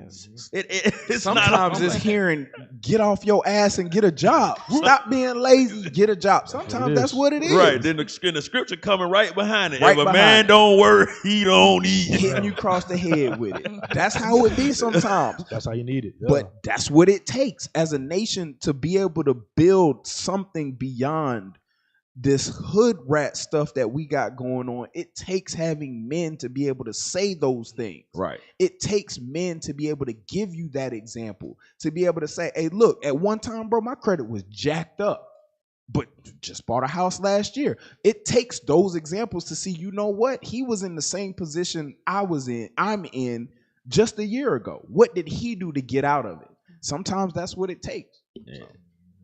We be sitting there looking at everybody always want to, especially what you see on the internet, bro. I be laughing because they be like, oh, that's a cult. That's a cult. You're a cult. I be like, boy, these folks is on the internet with 152 different YouTube channels where you got access to, you can walk up on them in any major city. Yep. And guess what? They right where you at. I say, bro, y'all just like repeating what you heard your master say. Right. I said, but when you look at us and you look at the organization, all praise that the Lord put the spirit on the bishop, and then that spirit from him to the rest of the leadership. How you think you set up all these different broadcast cameras? Ain't cheap. Right. Switches and computers and microphones. What do you think? You think it's just a bunch of broke cultists? You act like we sit around drinking the Kool-Aid, sharing one wife. Right. Bro, what are you about talking aliens and spaceships? Like, bro, are y'all really like just looking at what's happening? Or are you just repeating what you heard? Like, it is. How do you think this stuff happened? These are men that not only take care of their own self, but they doing what they can to take care of their nation. And then they got wives and children that are following suit. And you got brothers and sisters that are following suit. But your first thing is not my people. Because that's the point of the conversation. We don't look at our tribe and our people. Even when we see them doing something good, we'll gravitate to tell me you black without telling me you black. I got Lowry seasoning salt in my cabinet. Right. Hell, that got to do with it. Right. Nigga, what? Or tell me you black without telling me you be black, and then you hit a smoke detector. Beep. Like, nigga, your whole house gonna burn down. I ain't gonna lie, we had one of them smoke detectors that was beeping in here one time. Yeah. But we did. Yeah. We did. Tell us we black without telling you we black. We don't change the smoke detectors in here either. What we got next? I know time flying. Fly, man. Let's see. Let's hit that number 3, man. While we're still talking about, nationality and pride and I'm black, yo. Trying to build. Black, yo. Let's see what this brother's doing here. Let's play that.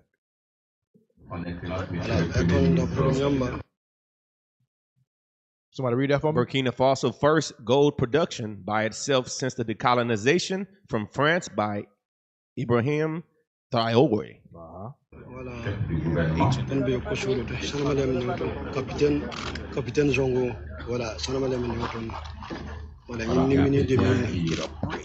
So he said, "You dug it up. You can have." Yeah. Once we listen, this is a brother who has been doing a lot of change within this country, and this is a young brother too. This is a young brother, right? And this are the type of people that we need, within our nation as well, right? Because he loves his people, right? Mm-hmm. Even though that he does not fully know the truth. I like what his brother does, right? Because again, he is about his people. He's about separating himself from these other nations, getting rid of them from his land, and he's doing the things that he needs to do to build resources for his people. Our leaders are doing the exact same thing. Right. These are the things that's movers and shakers, right? These are the leaders that our people should be looking up to. These are the type of moves that we are supposed to be making. We should not be trying to depend on France or America or whatever these other nations are who have implanted themselves within our land. No, we're supposed to do our own thing. Now, doing this brother is going to have a bullseye on him. Lord's will, the Lord protect him. He just gave that man a brick, bro. That's about $40,000, $50,000 right cash. There. Meaning what? This is coming from their own land. These are their resources. Bro, if you bring that thing here and you try to give somebody that 24 karat gold right now is about $2,700 an ounce. Bruh, that's all of 3 pounds. Oh, wow. That brick right there is all of 3 pounds, bro. That's probably close to $50,000. Right.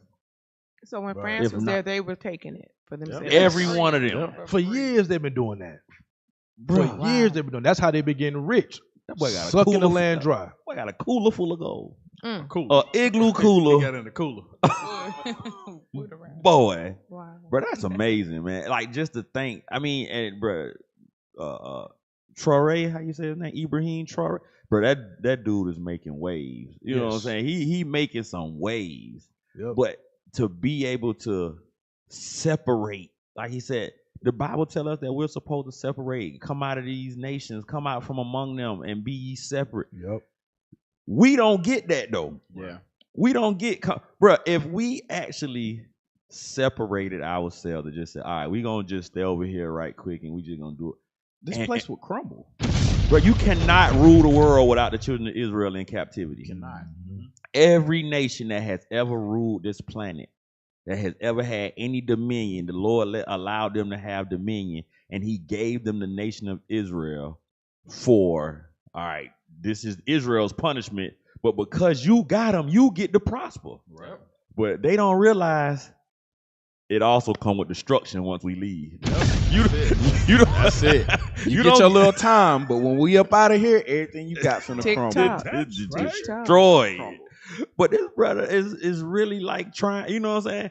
And guess what? He could possibly be a Hamite. So guess what? The Lord might let him build up his people to an extent. You know what I'm saying? But we, as the chosen people of God, we have to really be looking at gathering ourselves together to build ourselves to an extent. Christ said the kingdom don't come by observation. You ain't gonna sit around and look and wait for it to happen. And I think that's what a lot of our people, they talking junk on the internet, but you look in them comments, and that's a lot of people that are familiar with Israel now. It's a lot of so-called blacks and Hispanics and that are familiar with Israel now. They know about Israelites now, and they like, okay, but they waiting. Right. It's not uncommon to just be out in the streets and a random person walk up to you, shalom. Yeah. And what's the first thing you do? Look for friends. Look for friends. You look for friends. You don't see no friends. Friends check.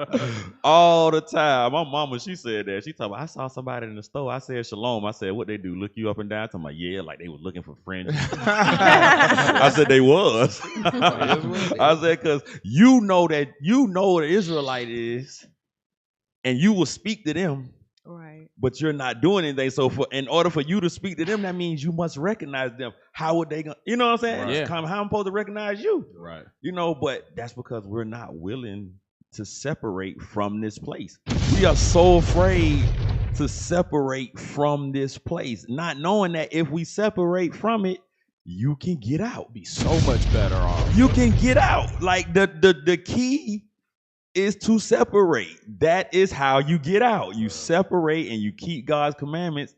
That is how you get out. But no, they think they're gonna vote their way out of oppression. Bro, you can't get out like that. You can't buy your way out. The Lord said you cannot. Excuse me. No man shall buy you, and that man count for yourself. You cannot buy yourself out of this one. Hey, you know, being a borrower. Yeah, you gotta borrow the money to buy yourself out. Can I get a loan for $50,000? The borrower, not for what? I won't buy myself out of pressure. Oh no, we don't think you have the means. Your debt to income ratio. You know, we look at videos like that, and we'll see, you know, like you said, they got the gold in the cooler, but it's actually bigger than the cooler. It's what that little cooler of gold represents. It's what that represents. You might see just a small little cooler with gold, but the idea behind it is we can now separate and do for ourselves. Yeah. However small that separation begins, guess what? If you continue to separate little by little, eventually you'll be completely severed from your oppressor. Right. And we don't see it like that. We just want I want it now. I want it now. Nah, we live in a microwave society where we want everything quick. Nah, everything you see in Israel United in Christ, it's been built slowly. It's been built over time. And guess what? The snowball effect happens. Yeah. It starts off as one snowflake, and guess what? It rolls and it rolls, and now we get to the point where, and even what we have now is small. We really don't have much. We're looking years down the line to what we can have. A good leader never focuses on what he has. He focuses on the potential of what can be. And that's one thing that our leadership has. They have the vision, and they've instilled that in us as young men to be able to continue that snowball rolling downhill. And once a snowball gets rolling, it's going to get to a point where there's no stopping it. And we've already passed that point. Hey, let me back you up. Let's go to Matthew 13. I want Matthew chapter 13 and give me verse 31. Matthew chapter 13, verse 31. Another parable put he forth unto them, saying, the kingdom of heaven is like to a grain of mustard seed. So a grain of mustard seed, if y'all can look that up, please. We got to see what's the size of a mustard seed, because Christ is comparing the kingdom of God, meaning the movement, the gospel, to wake up the 12 tribes of Israel to regain their heritage, to regain their laws, it starts somewhere. You see how small that is? That is like a finger, right? And that's one mustard seed. Read that verse again. Another parable put he forth unto them, saying, the kingdom of heaven is like to a grain of mustard seed. And that's why many people, they kind of fray away from it because they're like, oh, y'all ain't talking about nothing. Y'all ain't really doing nothing. I want to go here to somewhere else that's already moving. They like to mega churches. They like to gravitate towards America because they are established and nothing can make them fall. So they believe. But Christ said that this movement, this gospel, this truth is going to begin as a mustard seed, meaning very, very small. Read on. Which a man took and sowed in his field. And that's what we see our leadership has done. They put that thing in the field. But what is the purpose of putting that seed into a field? They had a vision. Now, guess what? That seed, it takes time. It takes time to grow its roots, to gather the nutrients thereof. But there is a vision that you got to have. There's patience that you got to have in knowing the end result or what the end result could be. Read on. Which indeed is the least of all seeds. But when it is grown, it is the greatest among herbs. And guess what? That's what this gospel is going to be. Show that. You may not see it now. No, it ain't that big. You may not see it now, but this is something that's similar, right? We can use that just for imagery's sake. They be big though. Right? But the point is that this gospel is about faith. Who can say that tiny mustard seed right there can give us a tree something of that size? How long do you think that'll take for a seed to grow? You got to water it. You got to fertilize it. You may see a little sprout.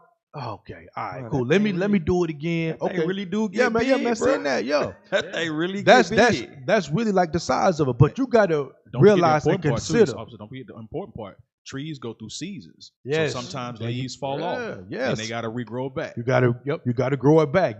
Sometimes you got to re-soil it. Sometimes you got to put forth an extra effort because some may have happened. Sometimes but work truth is a involved. revolving door. It's a revolving door. So yeah, that's the point. So finish that out. Verse 32.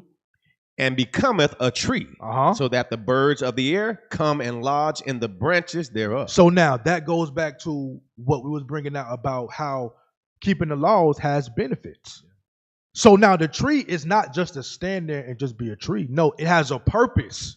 So the birds can lodge, so they can have food, they can have a place to stay, there's a place of shelter. The gospel has benefits. The gospel has something that it can bring to our nation. We don't need the white man. We don't need America.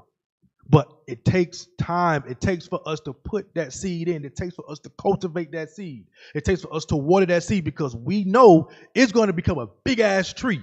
And that big-ass tree is going to bring forth people, and it's going to give us a place of shelter, a place of congregating, a place where we can exchange certain talents and gifts to become that nation that we once were. Y'all see that? Right. So we got to look at it as such. So yeah, it's going to take some time. Yes, we're going to have to separate from America, from Europe, from Africa. But guess what? There's going to be some growing pains. There's going to be a process where it's going to hurt. But we got to always have that vision in mind of that tree. Y'all see that? Y'all got something on that? Yep, I got something. Can we go to Micah 4:10? Labor and pain. Why? Micah chapter 4, verse 10. Be in pain and labor to bring forth. So the scripture says to be in pain and labor. The bringing forth of this kingdom, the bringing forth of something great, guess what? It's not going to be an easy process. It's going to be something that you have to put in labor for, put in the work. And at times it's going to be painful. There are going to be days where you want to sleep in, but guess what? School got to be open. Brothers and sisters need somewhere to congregate. It's going to be days where it's cold outside, but guess what? We got commander training. We got to get it done. Put some socks on. It's going to be days where it'll be like, man, I don't feel like working out, but guess what? The MOV brothers is dependent on me. It's going to be days where I don't want to get up and go to work, but guess what? I got a wife at home that's dependent on me. I got kids I got to take care of. We don't think about these things, but guess what? All of that is that labor and that pain that we go through to do what? Read on. Like a woman in travail. So it's going to be like a woman in travail. There are going to be times where it's lighter. But guess what? As this kingdom gets closer, those pains are going to increase. The other nations are going to turn up the heat. But guess what? When that heat comes, there's going to be a period where after it's over with, now you have enjoyment of that work that you did. Read on. For now shalt thou go forth out of the city, and thou shalt dwell in the field, and thou shalt go even to Babylon. So it's this time now, we're in Babylon. We're in captivity. We're going through that pain so that, guess what? Afterwards, we can get out of this place and have something greater. Read on. There shalt thou be delivered. So there shall be what? Delivered. We will be delivered from this place if we continue to work. Like Officer Carmela said, the kingdom don't come by observation. It's not going to just fall out of the sky. No, it's on us to bring forth that kingdom. It was given to us once. Right. And guess what? We fumbled it. Yep. So now the Lord said, you got to put in labor to bring it forth this time. Right. I'm going to make you earn it. Fumbled it thrice. Exactly. I'm going to make you earn it so that when you get it, you'll appreciate it more. That's right.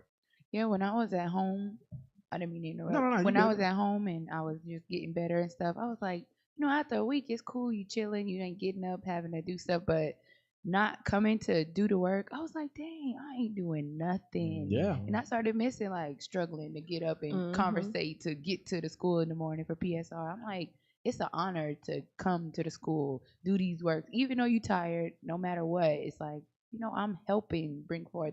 And my Lord was like, you got to take a minute. You got to chill. You can't just go back and get it. I'm like, but I'm ready. But I'm ready, like, coach. Put me in. I don't understand how you can sit in the school and don't see. I mean, you see the same sisters, same brothers in those same offices, but you want to sit in the congregation, not help. I don't understand. How that's you a can freeloader. Yeah, that's what that is. I look at that as a freeloader because when I could just as myself when I first came, I was like, okay, if I'm gonna keep coming here, then I'm gonna help. I can't there. just You got to. I don't see how you can sit around and just watch people doing the work and you just feel comfortable. People. Like it's something about me. If I see you straightening up, I can't just sit on the couch and just watch you do it by yourself. Like them kind of people bring plastic forks to the barbecue, bro. You got all these folks, and all you gonna come with is some forks. I got some folks, bro. I got some paper towels. I gotta come back. But they need me. Like, that's why the Lord And we said do. in the kingdom there's different gifts that we're gonna be given. Yeah. Like, You're gonna be given according to your works. I'm like, how you come eat these people food up and don't get no? Don't donate. Don't do. You don't put nothing. nothing in the pot, bro. You just gonna eat every time. I really And then take it a go plate. And you got the nerve to bark orders. What the hell? Knowing you ain't, and then you think because you put in your $5 that you just get the. Well, I need a take home plate. And I'm not saying that. I'm just saying that it's the mentality of if this is a nation and we have to build it, then we should really be looking forward to those things that sustain it. And not only that, like that laboring is changing you. Yeah. You know what I'm saying? Because it's not necessarily, the picking up of the brick. You know what I'm saying? Or the actual masonry that labor, bro. It's mortifying your members and changing your sorry ass. Because that lightens the load on leadership. If you get your life together, guess what? Now we can focus on other things. That's what Bishop say. The best gift you could give is a sinless congregation. What? Why? Because that's the people changing and becoming better. You know what I'm saying? And that laboring and bring forth that travail, like, bro, it's hard to stop being a nigga. Yeah. You know what I'm saying? Like, when you been a nigga for 40 years before you got here, but that nigga, I take a little time. Bro, I was telling brother yesterday, I said, well, that nigga be in your head shooting birders. And we talking about that outside, bro. He be like, why is this nigga so wild in here, bro? He trying to get out. He like, nigga, let me out. You right here. He trying to get out on a daily, and you just constantly constraining. Yeah. And you trying to break his little arm off. Like, I'm going to rip your fingers off so you can't move nobody or whatever. But that's lying and freeloading and laziness, you know what I'm saying? And deceitfulness. Yeah, like all of those things you have to, like, that's the real work that you have to put in to bring forth that nation. Because what good is it a whole community when you a damn thief? Right. Nigga just stealing grapes every day. You wonder why we can't never get the wine harvest together because your ass coming out at nighttime with a basket. Undermining the process. Stealing grapes because you fat and you and you stingy. You know what I'm saying? But hey, guess what? We gonna take a quick commercial break. Hey, don't be stingy. Come back. Patient Saints Radio. Donate. Radio. Don't hate, donate. We do it on repeat.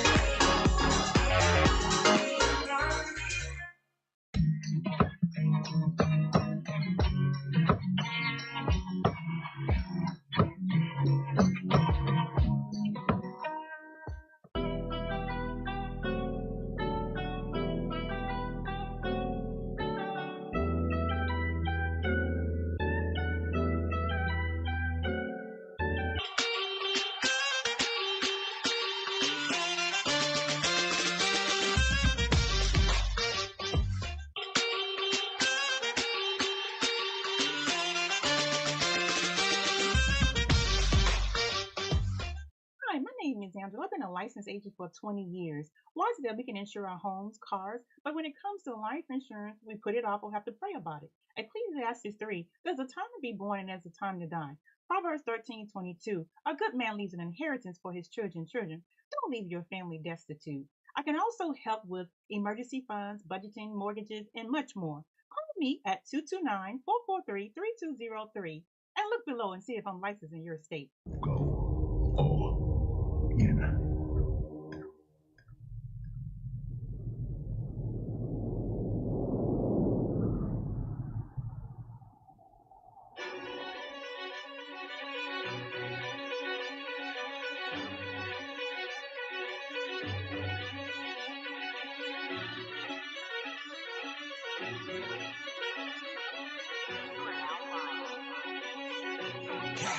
You can tell by my gait that I'm all in. You can tell by my faith that I'm all in. Front line with the truth, I'ma fall in. Even if it's a dead end, going all in. You can tell by the things I'm involved in. I can lose it all for my calling. If I die for the truth, it's a win-win. And going to the end, going all in. Going all in.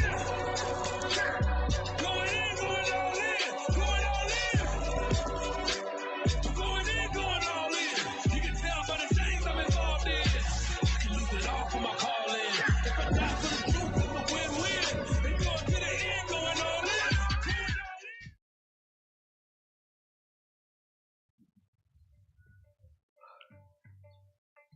Where's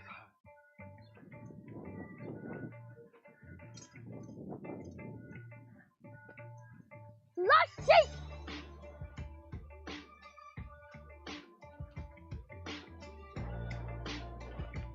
Lost sheep.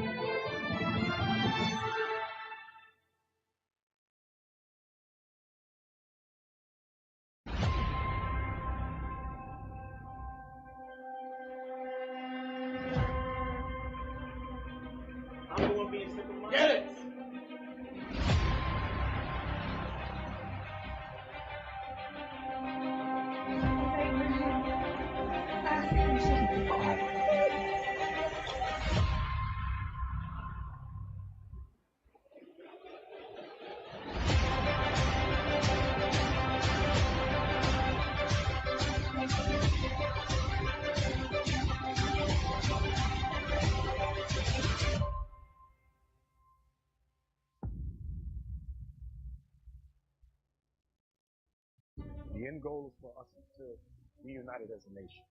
Come together, not as a community, but as a nation. We are more than a community.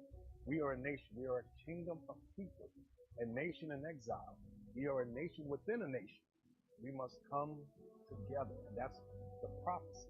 Matthew 15:24, Acts 5:29-30, Revelation chapter 7, Revelation chapter 14. We must gather ourselves together. Zephaniah 2:1, Ephesians 4:3. It's about the unity of the nation of Israel.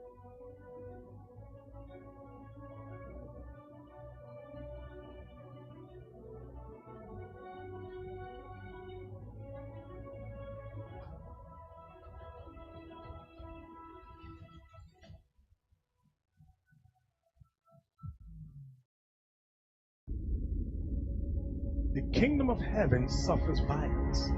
Who was suffering violence during the time of John the Baptist? The Israelites. The Israelites. So who is the kingdom of heaven making reference to? The Israelites. We're the kingdom of heaven. With the growth that we had in these past 20 years, you'd think it was year 100. It's our first time at a national Passover coming from Japan. It's a beautiful thing. You see our people gathering together in unity. And I think the 20th anniversary also has to be amped up. Starting next year, I want captains sent out to celebrate Passover in the various countries where we have established schools. It's exciting. It's exciting to be here. We in Dallas. We're here at the Passover 2023.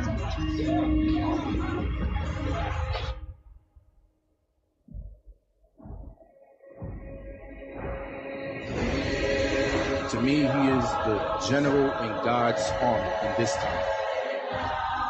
Did you see Bishop Nathaniel come in his entrance, man? This man has been a father to me. He's been a brother to me.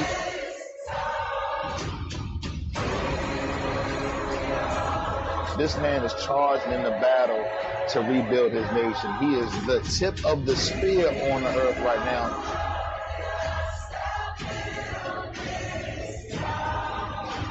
He never took his hands off the reins.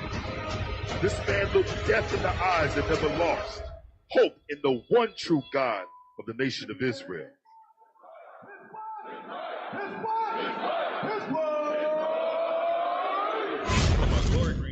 They nasty. Shout out. We back. And we Pace black. Radio. We back, y'all. Hey, we just heard. They said anybody that eat out of microwave, they like glory greens out the can.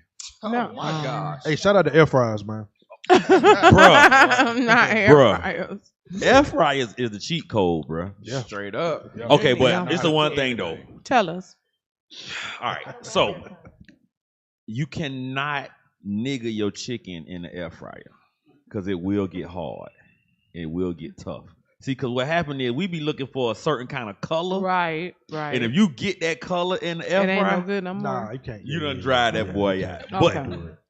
But if you put them chicken wings on that 19 minutes and you cook them chicken wings on that air fryer, they gonna be a little bit more light skinned than you used to. Right. But they gonna have the juiciness and the flavor But the that cheat you want. code is you gotta put it, you gotta toss it in some type of oil, like Oh yeah, olive yeah. oil. Spray it Then with you- the then you- zero avocado oil, calorie kind of yeah. zero Then you put it calorie in olive there. oil, sir. Yeah. 0 calorie. Or avocado. You know, you eat anything in Israel now. They like, what I color forgot you about is? the Don't food do police him over like there. Bro, you go to drink some coffee, they be like, what color you is? You Right. red or you yellow? the green. You cannot drink coffee with cream if you in the red. People been asking about my little bag. You got your bag fixed? Oh yeah, the No. goodie bag. No. I ain't got no bag. We sat a booby trap outside yesterday. Listen, I know. It was a booby trap. It had all kind of little Snickers and Well, I stuff. didn't even know what was in that bag. Pulling out M&Ms. Right, they asked. That bag I'm was like, a I booby ain't got trap. no bags. The bag Candies. was You know, because confiscated. we can't give nut candy in the Yeah. congregation. That's true. You know what I'm because saying? people are allergic. Because people are allergic. Yeah, people are allergic. So for Feast of Dedication, people had bought stuff like M&Ms and Reese's and Snickers that we couldn't Really? give out because people have nut allergies. What y'all did with it? They had it all in a bag It was in the- yesterday it was in in the the booby- front, it was in the booby outside trap at, bag. at the front door. They just I didn't see it. sat it I on. didn't notice Must have been here that. too early. You weren't Good. supposed to. It was Right. a little Lord. You weren't Okay. supposed It to. was a Lord. whole. Hey, that thing was a whole booby trap. I'm talking about you walk Set in up. and just open that bag. It glowed like the little. It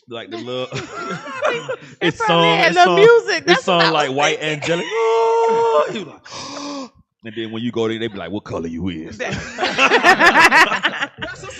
Okay. Yeah, Wow. like, what color you is? Like, shut up, nigga. But yeah, nobody wanted my bag yesterday. It was just flat granola bar. They was like, oh, yeah. I was like, listen, you're not listening. They're on me about this bag. It's been confiscated. Right, All look, kind of stuff is happening. Officer Listen ran into your bag yesterday, didn't he? No, I have not brought the bag. Who said they got cookies They from don't you want yesterday? the bag. Somebody said they got cookies from you yesterday. Now that was one pack. Yo, Damn, they snitches. Bro, I think Now- like 2 weeks ago. And she lying. You see that? No, that was one. You That's talking about- crazy. I had one pack of Oreos for one specific little baby, but they didn't come yesterday. So that's how the brother got it. Because other than that, I only had granola bars and Who was the brother? oranges and stuff. Who was the brother?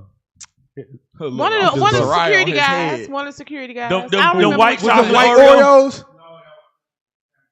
Yeah, it was. Yeah. Oh, I was about to say. Yeah, no. It was, Yeah, them white- it was a 6-pack. Man, It them ain't white have but Oreos 6 was of a them thing in there. yesterday. I still No, want to know what brother. It was just. What brother No, got I the don't cookies? remember. It was Look, just look, when I you was see, leaving. he finna. But it was only 6, Look, sir. sis, That's a sis, lot. learn when to be quiet. That Okay. stop sign gonna come up because somebody finna be like, Damn, he finna told get I up. need to Somebody ring it. finna get a message from Officer Soraya. Heard you was eating cookies yesterday. I'm gonna find out. Heard your big red ass was eating cookies yesterday. I'll find out. Hey, let's see what we got, Look man. here, Mr. 30%. Let's see.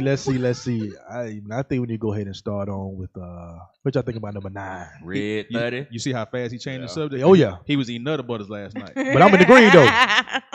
I'm green. You're only in the green because you tall. You I'm only in the green. green because you sit feet. Hey, real, it's yo, green, What you bro. say? A win is a win. We ain't talking about height. 6'1" is the cheat code, bro. If you Was it- 6'1", you almost automatically get green. It is what it is. Ain't that right, Officer man? It is what it is. Right. If you 6'1", you almost automatically get green. Captain Shin call him skinny fat. It is what it is. I'm green though. I'm green. I'm talking about they arms and legs be just as skinny and they middle part be looking like that little alien Mac and I me. be feeling like Peter Griffin. Hey, Officer Uzziah, pull up that alien Mac and me. That was skinny fat look like. Yeah, look at that alien Mac and me. Mac and me, yeah. Mac Yeah. and me. The alien name was Mac, I think, and the little boy You name can was pull up me. any alien, bro. Nah, Mac and me. That's skinny fat right there. Now that's not nice. Oh my goodness. That is skinny fat. Every brother that's 6 feet that's in the Hey. green. That's what they look like. All Hey. the 6'1" brothers that's in the green. That's they what they look all like. Built like this. Every last one on. Every last one of them built just like It this. is what it is. Mac and me. Mac and me. You never Mac seen and me that? in the green though. Mac and me can go to camp. What you talking about? Tell them. They know they built like Mac and me. They gonna all get in the house trying to. God damn. That midsection won't go If I nowhere. could just get rid of that bottom If I can part, get rid of right? this Mac and me, if I can get rid of this Mac and me, I'll be straight. Stop eating cookies. Obsolescence. That cookie was good. Tell him, shout out. Hey, shot. He only ate 2 on. I ain't eating. Yeah, I ain't eat but what 1, 2. Yeah, Oh, he that's ate. okay. He ate 2 of them, and I ate 2 on. Yeah, I ain't- 60 calories, bro. They was 60 calories for 2 of them cookies. I don't eat already- sweets like I that. counted it, bro. I already can't let knew no 60 diet cal- have me in a chokehold. 60 calories. That's how much 2 of them cookies was. I was like, I could I could spare 60 afford that. calories. Sacrifice it. I can afford 60 calories on the Sabbath day. Right. I ain't just eating nothing but damn meat and all. Pause. Hey, yo. All right, let's. Hey, let's. Yo. Let's Oh. What did he say? What did he Yo. say? Security. Don't run that back. What? Oh, wait a minute, man. Yeah, so number 9. Yeah, let's get number 9 because this. Yeah. Let's go, man. This is lascivious. Pull that up, man. Let's talk about something, man. Let's talk about something. That's a guy's Something a else. maniac.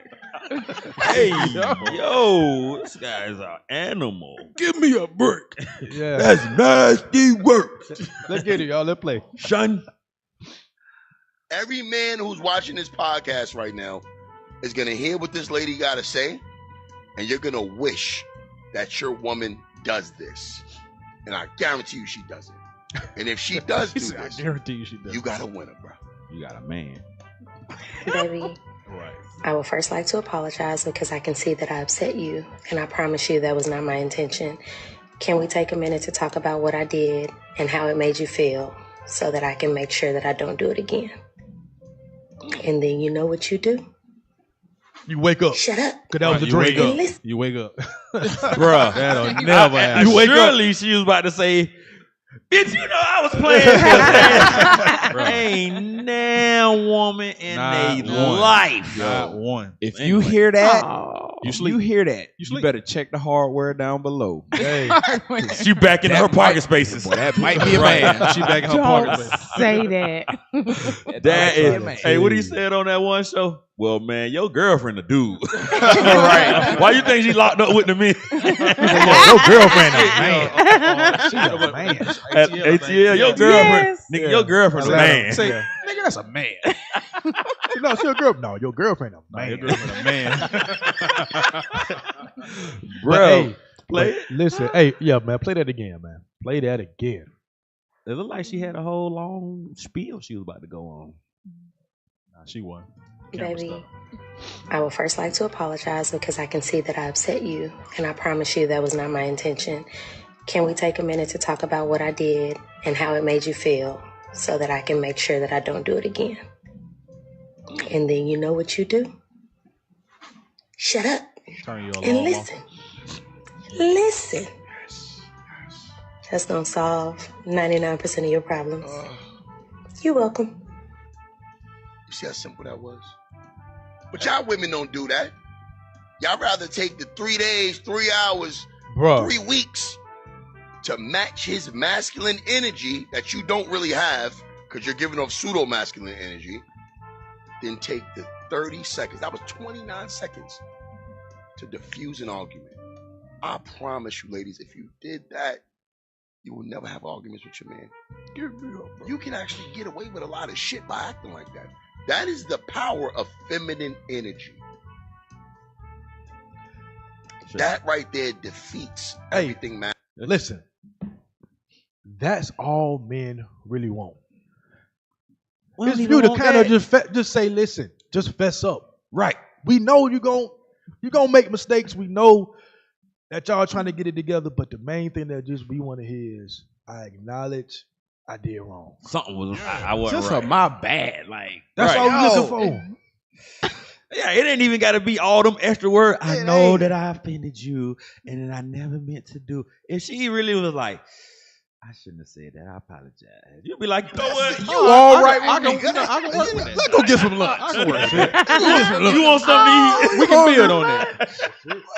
You're dropping my plate all hard because you wrong. Man, what you got in your Amazon cart? Right. You're going to give me a plate without no fork because you mad. Wow. Now I'm sitting here with a whole plate of food and no fork. I'm just sitting here eating salad with my damn hand because I ain't finna ask you for nothing either. Hate this.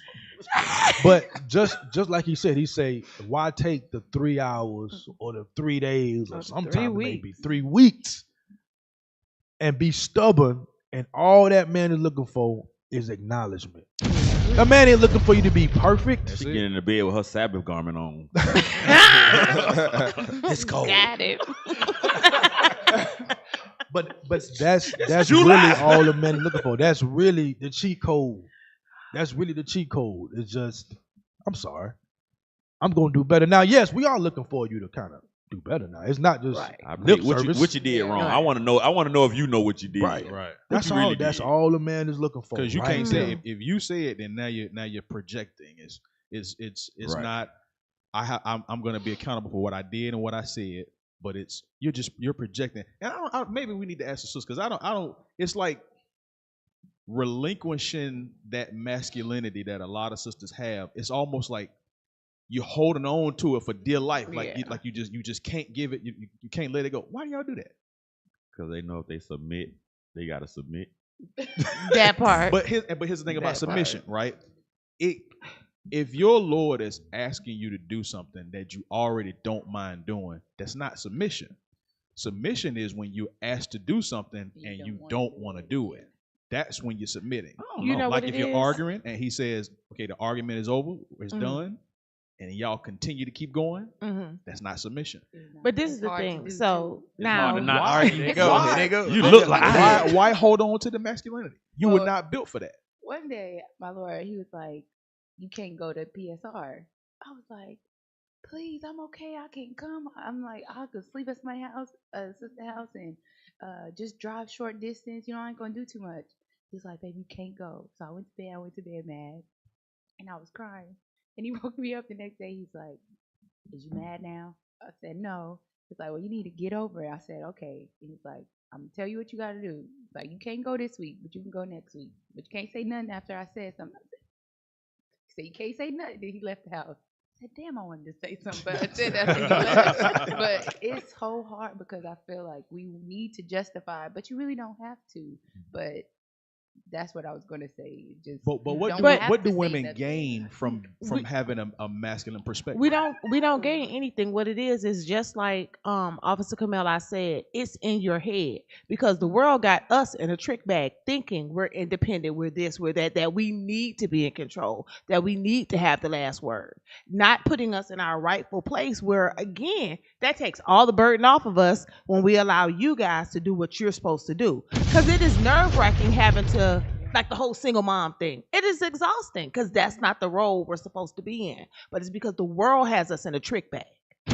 That's why. So a lot of women, again, are still holding on to that delusion of the trick bag. So do it make it feel like y'all have like some kind of some power, like I ain't letting nobody walk over me, like that part, but it's illusions. Again, it's delusional because we're still crashing and burning. Because this the part.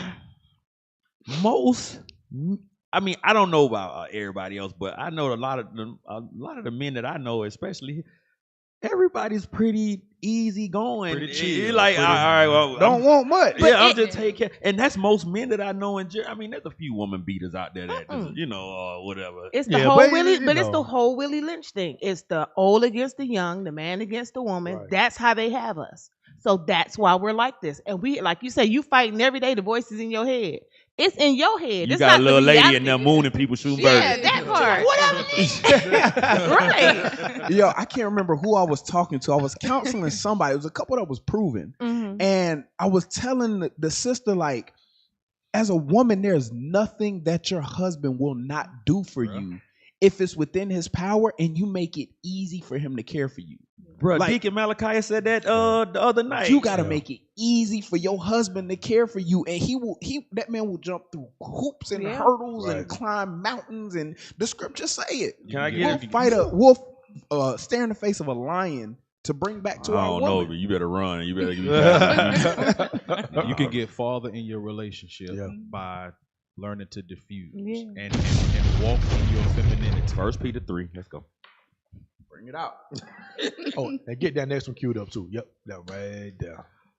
Bruh. Ooh, that thing ugly. Yeah. But I mean, they say some stuff in it though. Humbug.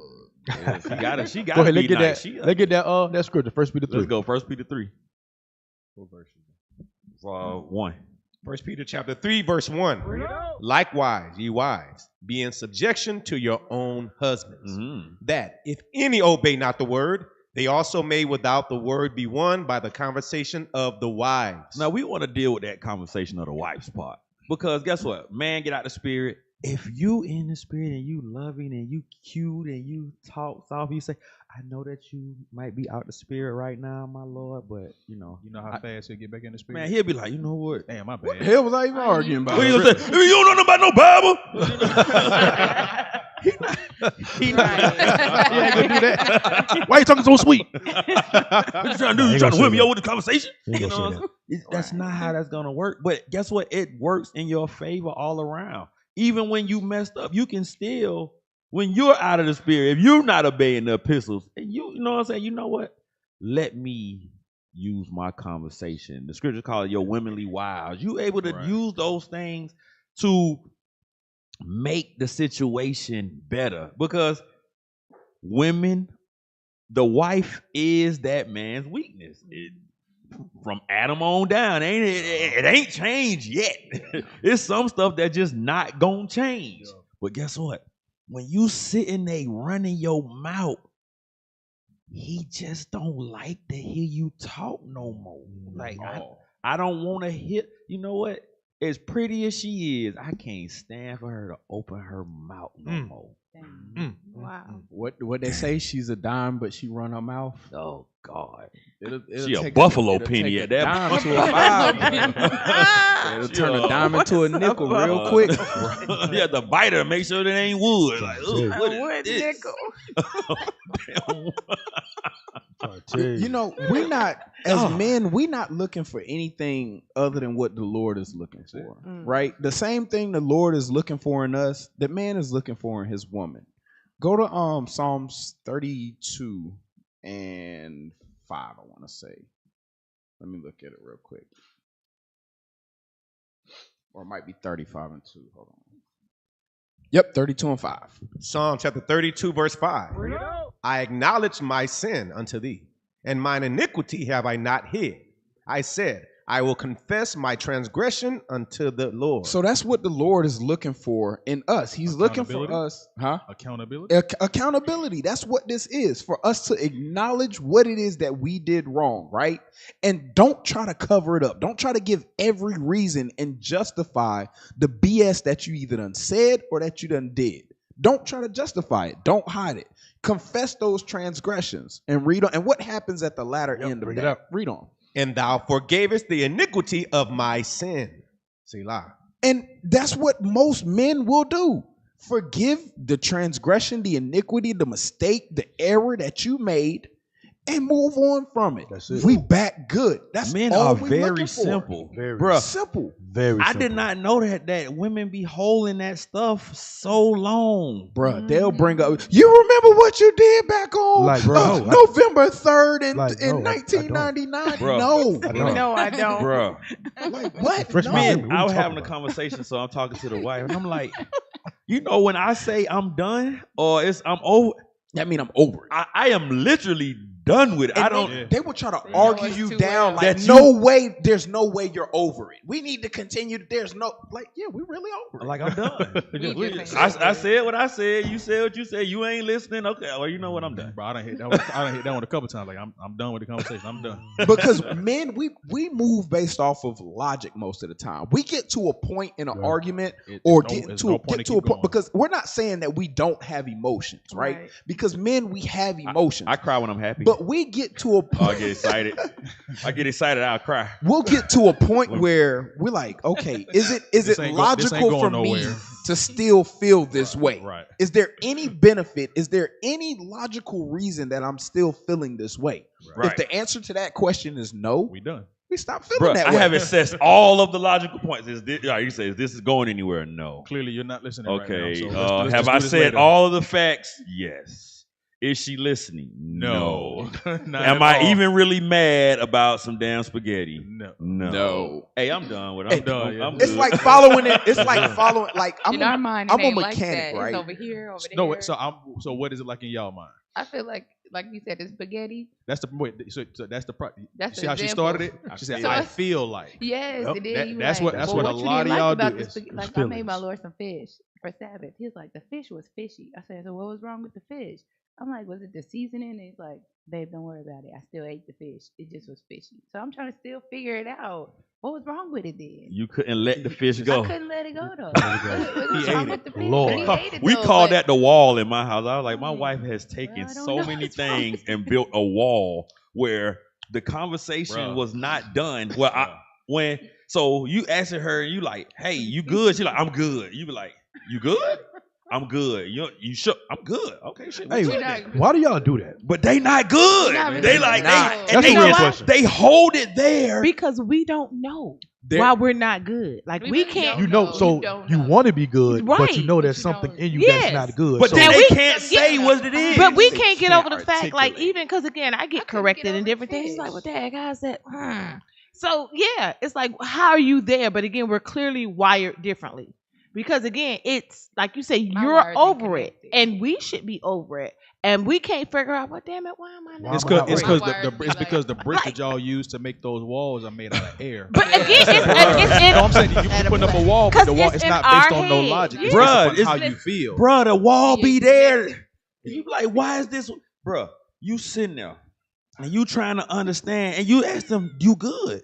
and they say, yeah, you good. And then we be like, good? Yeah. Then you be like, hey, what's up? And they be like, I thought you said you was good. Yo, I got the perfect analogy, right? So you remember how on a computer, right?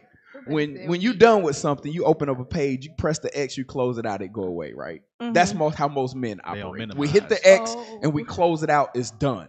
Women, it's like they got a computer virus. But you know how you try to close something out and another window pop up and you keep hitting the X and no matter or windows what that do, that's how women are. instead of Xing it out, you want to buy a timeshare and put it to the bottom for minimize later. go away. That's the difference between men and women. When we done, we hit the X, it's closed out. Women, one of two things happen. Like Officer Soraya said, they'll hit the minimize button or they just and put open it to something the else. bottom for later and be go on to archives. something else. But That lo tab and still be behold, there. there's That going to tab be a still be time there. where that But pop you- back up. They don't even minimize it. the They open archives. something else just right on top top of of it. See, It be now there. you see what you just said. Now there. all That's true.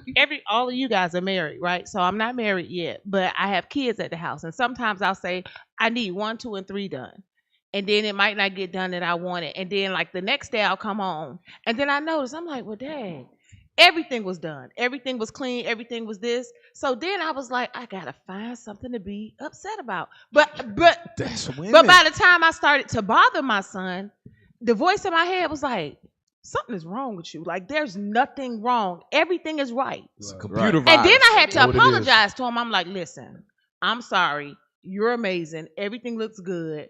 And I'm gonna go to my room. But again, everything was fine. Everything was the way that I wanted it to be. something to be mad about. But without even realizing it, by the time I was talking to him, and he looking at me like, what is wrong with you?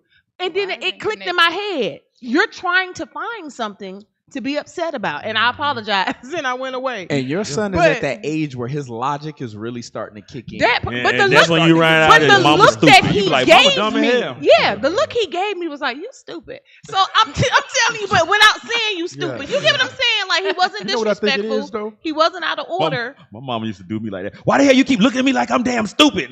Because you stupid. I think that some I would just look women at the flow. are comfortable in adversity.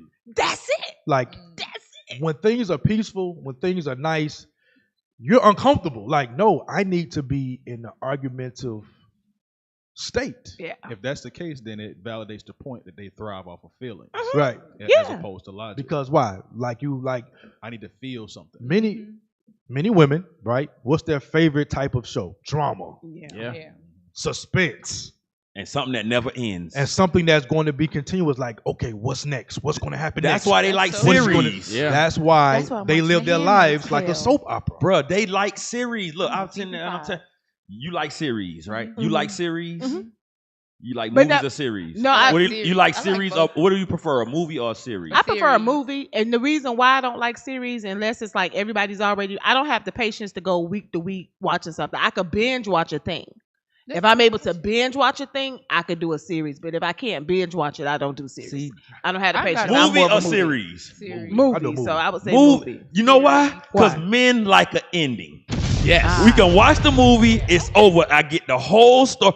Bong, it's over. Yeah. But I got That makes sense. You see? That No, we not. Y'all trying to Yeah. catch it. They looking for the next find the little step. stuff to put in it. Yeah. Bro, I ain't even I gonna didn't- lie. My wife done suggested like 4 or 5 shows. I ain't watching nothing now. Bruh, I don't I like wanna- series because it never ends. I'll Right. start something and I'm like, I can't finish it. take all this time to finish it. Like, Yeah, like give That me an makes hour sense. and a half, 2 hours. I said I watched. It had this happened, this, and it ended. This nigga died. All of the puppy That's was it. running across the screen at the end. That's it. And Wow. I'm That done. makes sense. I'm satisfied. That was makes nice. sense. But they be like, I want to keep going Right. forever and ever. That being comfortable Put in that last drama, video. that's part of Babylon's conditioning, though. What's Babylon has made that worse. It's been like that since the beginning. Eve, she wasn't comfortable in the peaceful Yeah. time. She wasn't comfortable with everything. Some want drama problems had always. to be Right. created. Just free food through and her. walking around, and your husband the king of the earth. The and peace, just the gotta calm, chill. the rulership, it wasn't good enough. Wasn't good Some enough. drama got to happen. Nah, Eve And she say. over the years, I want Babylon problems. has made that That what Eve said. I want problems. I don't want always. peace. I don't want That's peace. it. That's it. You got the That's sound? it. You got the sound? Or is just All right, let's get back to it, y'all. Come on. Let's get that. Oh, I thought we was still on it. Yeah, let's get All we that need was a video. scripture, and I thought it was. Let's go. Same thing, but it's just from a He different. said things are good does not compute. How come you don't take responsibility for your actions? Believe me, I am fully aware of when I screw up. Okay, you might be aware, but I'm not aware that you're aware. What? When we fight and make up, you don't verbally acknowledge your part in what went wrong. You apologize and move on, but there's a missing piece where you could say, I recognize that my part in this was XYZ. I'm afraid that if we dwell on what I did and acknowledge it like that, you'll be more upset with me. It's like taking a big sign and pointing out, here I am, I'm a failure. I'd rather just move on. I honestly think I'd get over it way faster if you verbally took responsibility. It would help me know that you were aware and knew what changes needed to be made. Okay, I can try that, but I just don't want it to become a 30-minute discussion. Sometimes that becomes way too emotionally draining. You work on owning up to things out loud, and I'll work on not having to talk about them 5 times. Deal. I love you. So now, that was another perspective of how. Well, can y'all relate to that? Yeah. How women say, some of the women, they don't want to deal with it because why? They don't want to be outed as the issue. But all men want is for you to just acknowledge it and we can move on. Brothers would be like, man, I messed up. I apologize. I did this, blah, blah, blah, Oh. whatever. She's like, oh, okay, all right. That's it. So you ain't got nothing to say? You ain't Right. got nothing to add to the conversation? No, when the shoe is on the other foot. I don't feel, look, you correct a brother. I don't feel no way, bro. You know what I'm saying? I probably was out the street. You know what I'm saying? That's the- It I'm is going what to it look at is. that, bro. You know what I'm saying? If Straight you're saying up. something, it must have been something else. Right. Yeah, bro. Bro, still be trying to look, bro. I ain't trying nothing. Nah, bro, you good. You Yeah. told me what it was. I'm going to try to. We're just going to move on from We not no sister. What we got next? Oh, she thinks she must hate me. Right. What is wrong with She you? better than me. Lord's will one day. Lord's will. Yeah, let's do that. In the kingdom. Let's do number 10. Y'all ain't gonna fix it for the kingdom. Don't be like that. Just work. Let's do the number 10. Y'all ain't gonna y'all. fix it for the kingdom. It'd be moments. And get over that fish. Oh my God. Right. That was fishy. Leave it on the table right here. Fishy fish. Would you sacrifice your family? Would you sacrifice your family for your happiness, or would you sacrifice your happiness for your family? If I'm not happy, no. What about you? I would definitely go for my happiness, because what is life about if we're not trying to be happy? And what about you? I've actually been there and done that, and I did choose my happiness, and I'm happy I did. With all of your answers, this is the reason why women initiate 70 to 80% of the divorces, because you prioritize your happiness over your family. Marriage, to be honest, isn't about happiness. Marriage is about purpose and duty. Happiness is fleeting. It's up and down, meaning that you're happy at one moment and then you're not happy another moment. Men, we could be unhappy. We act despite how we feel. There's guys that suffer in sexless relationships, sexless marriages, and still stay with that woman. You have one life to live. Why would you sit there and be miserable for the rest of your life? Men, we don't think the world revolves around us. Like, men really love a girl. You just love that man based off how you feel. I think the only thing you do love is your feelings. Men, we don't prioritize the way we feel. We prioritize what's real, and that's family, that's the woman, that's the children. So we'll sacrifice our happiness for a relationship without a problem. Damn. He said you're in love with how you feel. Bro, he said a mouthful, bro. I got one. He said a mouthful. First thing is that I caught from it is that marriage is a duty. Right. Marriage is an obligation. Scripture. Right? So when you are making a covenant, you're making it before the Lord. Yes, you are in a covenant with your wife and vice versa, your wife with your Lord. But at the end of the day, you're making it with the Most High God. Right? So when times are rough, that don't mean that you're supposed to run. Because that means that you are breaching duty. You are breaching the contract. What? And that's how marriages are supposed to last. And it's really sisters who deal with this when they're marrying for feelings. They're marrying for the idea of being married. They're marrying for the butterflies. They're marrying for the butterflies in the stomach and what have you. And when they don't have it no more, guess what? They out the door, because that's what they was anchored in. When that feeling and not the obligation. When that man give you some instructions, or he say we not gonna do this, or we are gonna do this, and then now the feelings get involved. Oh, when they done been living together for 6-7 years, and she want the feelings of when they was going together, sneaking around, like You want the sneaking around feeling? Right. We passed that. You don't do nothing for me. You see this house that you live in? Right. The lights are on, the water's running. Like you don't understand that I am doing that, but you know where I would live at if it was just me. Right. The curtains would match. 1 bedroom, Right. couch, bed, TV, Ta-da. refrigerator. I would have money. I have money in the bank. Nothing would match. And Yeah. then look, Same tennis when you shoes. add kids to the picture, they gotta take showers. They got That part. clothes. What, gotta They take need showers, food, bro? They got a maid. They need water. They stuff need too. stuff. They need stuff too. But I'm you gotta pay for it. This is the reality. This is what I was talking about when we first saw this. They be hungry. They will sacrifice, like you said, for feelings and thoughts and emotion. When a man, once he think that woman is pretty enough to even just talk to, she has access to everything that he has. There is nothing else after that. If she was pretty enough to talk to, she is pretty enough to stay with for the rest of my life. That's like the majority of us think. Men. That's how, like, if this one is pretty enough to talk to, I'll just stick with this one for like now. Because of the trauma of being here, the whoremongering and all, no, don't get me wrong, whoremongers exist. Yeah. But whoremongers isn't the default setting. Right. The default setting, like Christ had to say with Adam, from the beginning it wasn't so. It was Adam and Eve. That's what. If this one is the one that's around, is pretty enough to talk to. Now you ain't gonna look. Now you sit there, you see 5 women, you say, I get to pick out it. I'm gonna talk to the prettiest one, the one that I think is the prettiest. Right. Okay. Once I pick that pretty one, to me, I don't give a damn about the rest of y'all. They don't exist. You're gone. You exist. You don't even exist. And I'm gonna give this one. I'm gonna take care of her. I'm gonna feed her. The only thing that make men leave is her. Yeah. It's her. When she start with all of that extra, you be like, why you can't just be happy that I made sure it was enough food here for me and you? Don't you like heat? Yeah, no, I don't like heat. I want a bigger blanket. But the blanket you got, right. You know what? You could keep the blanket to yourself. I get me a sheet. Why can't I get the blanket that I want? Right. I gave you the whole blanket to yourself, and Right. now you still talking about the blanket that that's what makes the man. Sirach 6. I'm sorry. Sirach chapter 6, verse 2. Ecclesiastes chapter 6, verse 2. Extol not thyself in the counsel of thine own heart. Get out of your minds and your feelings.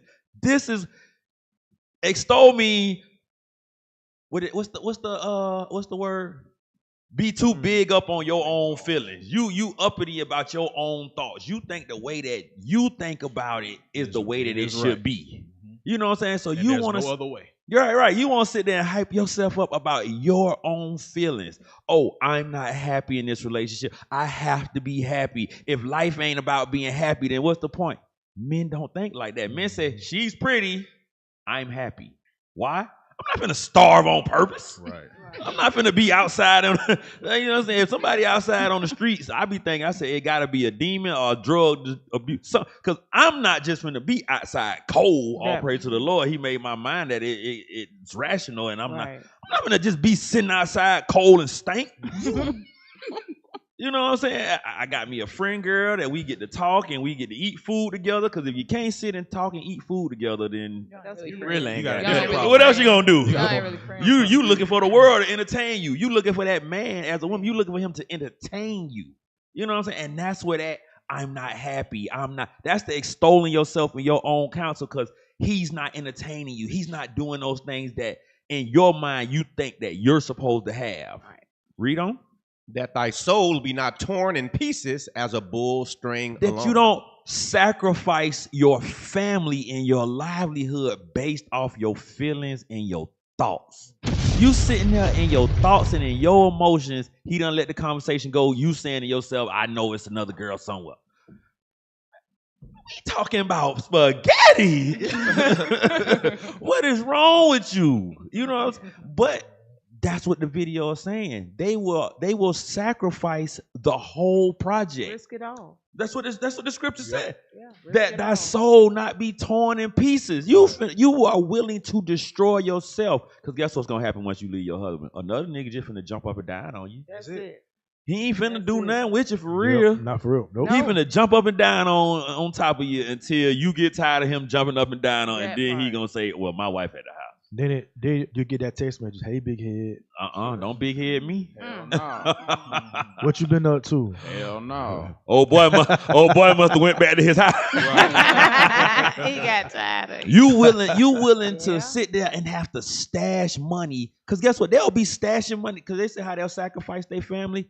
They'll stash money in preparation of running away from you. Wow. Like if you're stashing money, that means you have an exit strategy, which means you're thinking about leaving. Or they making plans outside the plans that y'all done came up with. Right, you're making plans to go. If you stashing your money, now am I saying don't have no money? I ain't saying don't have no money. I'm saying we've done seen that secret account where it's like $20,000. She ready to roll. Yeah. And when something happened to you on your job, she like, I'm not taking. Yeah, I ain't got it. That's what she Bro, said. yeah, remember that man? Yeah, that's what she said. I ain't got it. Yeah, why? Because in they mind, they already set up for failure. They got all of this other stuff going on, never thinking about the position that they should be in, never being okay with the man that they with that's providing for them. Like I said, once we decided that you was pretty enough to talk to, then you pretty enough to feed. Right. You pretty enough. The boy said in the song, "You want to go where I'ma go." That's it. You can come with me. You come with me. You come with me. Hey, let's get that 1 Peter real fast, y'all. He was done with it. Yes, sir. 1 Peter 3, and I'm on verse 7. 1 Peter chapter 3, verse 7. Likewise, ye husbands, dwell with them according to knowledge. So many of the men, I gotta say many of them, they understand this, right? That they have to dwell with their women according to knowledge. Now we know that the knowledge is talking about the scriptures, but specifically, the men have to understand their duty in the marriage. Sisters don't understand it, but sisters don't. Read that again. Likewise, ye husbands, dwell with them according to knowledge. So we dwell with these women according to knowledge. The knowledge here is speaking about what? You have an obligation. You have a duty in your nation to procreate and to generate. So it's not just about you in the marriage. Hey, also know that knowledge also go into the man having to rule the house. The man has to rule the house. That the Bible says that he has to be he's the provider. Right. He's responsible for everybody in that house. Right. So when he says this is how it's supposed to go, it shouldn't be no, well, I think about this and that. It should not be like now that. You're not dwelling according to knowledge. Right, because guess what? That knowledge is what? The laws of God. The laws of God is the covenant that we're supposed to make in marriage. There's no divorce. Men understand that, right? Because again, women, they think about it from a present point, a present tense. I'm not happy. I'm not this. I'm not that. They're not thinking about this don't make sense to me. Right, the repercussions of me separating from you, and now you're breaking up the household. If you do that, you're not fulfilling the other obligations, which is what? Be fruitful and multiply, right? Or to build up, or you got to be there to build up your children or your generation that comes after you. Marriage is not about you solely. Marriage is about your nation. Marriage is about the seed that's going to come behind you. So yes, sometimes, yes, Paul told us what? That there would be troubles in the flesh. So we got to have that acknowledgement first and foremost once we go into the marriage. So knowing that, we're going to say we're going to endure the troubles in the flesh. Why? Because we know that in the long run, it's going to benefit our nation. Now, that doesn't mean that we're just going to have to just roll in our imperfections and not do anything about it. Nobody's saying that. But what we are saying is that you have to be dedicated to the oath that you made before the Father, which is what? I'm going to get with her. Right. We're going to have kids, and we're going to reproduce righteous seed. Righteous seed. And if we got to go through certain pains, certain labors, certain troubles, we are down to do as such. That's how we got to think. Y'all see that? Finish it out. giving honor unto the wife, as unto the weaker vessel. As to what? The weaker vessel. So we have to understand that our wives are the weaker vessel. So yes, we're going to have some times where we're going to have to apply knowledge. We're going to have to apply God's laws to fix our women, to fix our wives as well as ourselves. We don't. And as being heirs together of the grace of life. You see that? So we have to have that mindset. We are heirs together. We can't be heirs together when you want to leave, when you want to go off and be happy because right now the bill's not being paid, or you know certain things may be happening between us two where you want to leave. No, we can't be heirs together that way. The way that we become heirs together is if we endure the troubles in the flesh, because we have the mindset we are doing the Lord's bidding. We are doing the Lord's pleasure in doing what? Raising up righteous seed, building houses together. That's what we have to do to be those heirs together. That's it on that? That your prayers be not hindered. You see that? That your prayers be not hindered. So sometimes, guess what? Some of the things that we pray for, the Lord ain't dealing with. He said, no, you better go fix your marriage first. You want that that job, you need some more finances, you need certain things in your life to be fixed, but you got your ribs sitting right here devastated. And vice versa. You have to fix those things first, because that's what the Lord is expecting of us, to get other things that we need. Y'all see that? Hey, what did sister say? Traditional beauty. Zoom in. I mean, she's talking about you better stash that cash because he cheating on her to make her leave because she not a okay honey. That's a hit dog What? holler. Hold on, what? And that, What does that mean? That means she not a submissive woman. Okay, yes, man. Yes, yes, my lord. So since she not that, he gonna cheat on her. See that, like, now this the feelings that we talk about. This is the counsel that is going to destroy your soul. Because you know what subconscious of what she's saying is, I don't know how to pick a man. Right. Wow. I don't know how to pick a good man because I pick men that cheat. So I don't know what to look for. Be continually with a godly man who you know to keep the commandments of the Lord. That's what the Bible says. That's how you gonna pick different traditional beauty. Right. And Where's that at? 3.0. I just had a procedure because I wasn't feeling good. And if I didn't have my Lord, I wouldn't have had a job. I wouldn't have had a place to stay. I wouldn't have had nothing. And you want to do it by yourself and tell other sisters to hide money and do it by themselves. Boy, I got about women don't like to work for real. I got about 10 scripts, bro. I'm women. What am I saying that women are lazy? No, that's not what I'm saying. I'm saying women don't want to have to go out and work jobs for real. Say it again, until they find that one little thing that they like that they can do at their leisure and at their time, and they get money.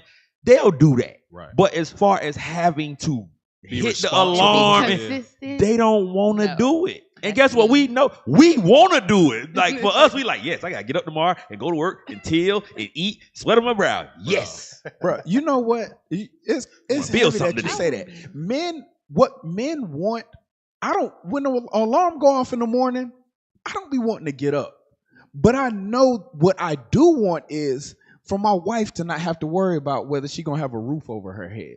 The end result is what I want. I want somewhere to come home to work, but I want to have the comfort of my wife feeling secure, not worrying about whether we're going to have something to eat. Damn, that's why I get up. I don't want to be outside the cold. That duty that we have. But let me get a scripture. Go to Sirach 37 real quick. While you getting that scripture, remember I was jacked up for a while because of the accident.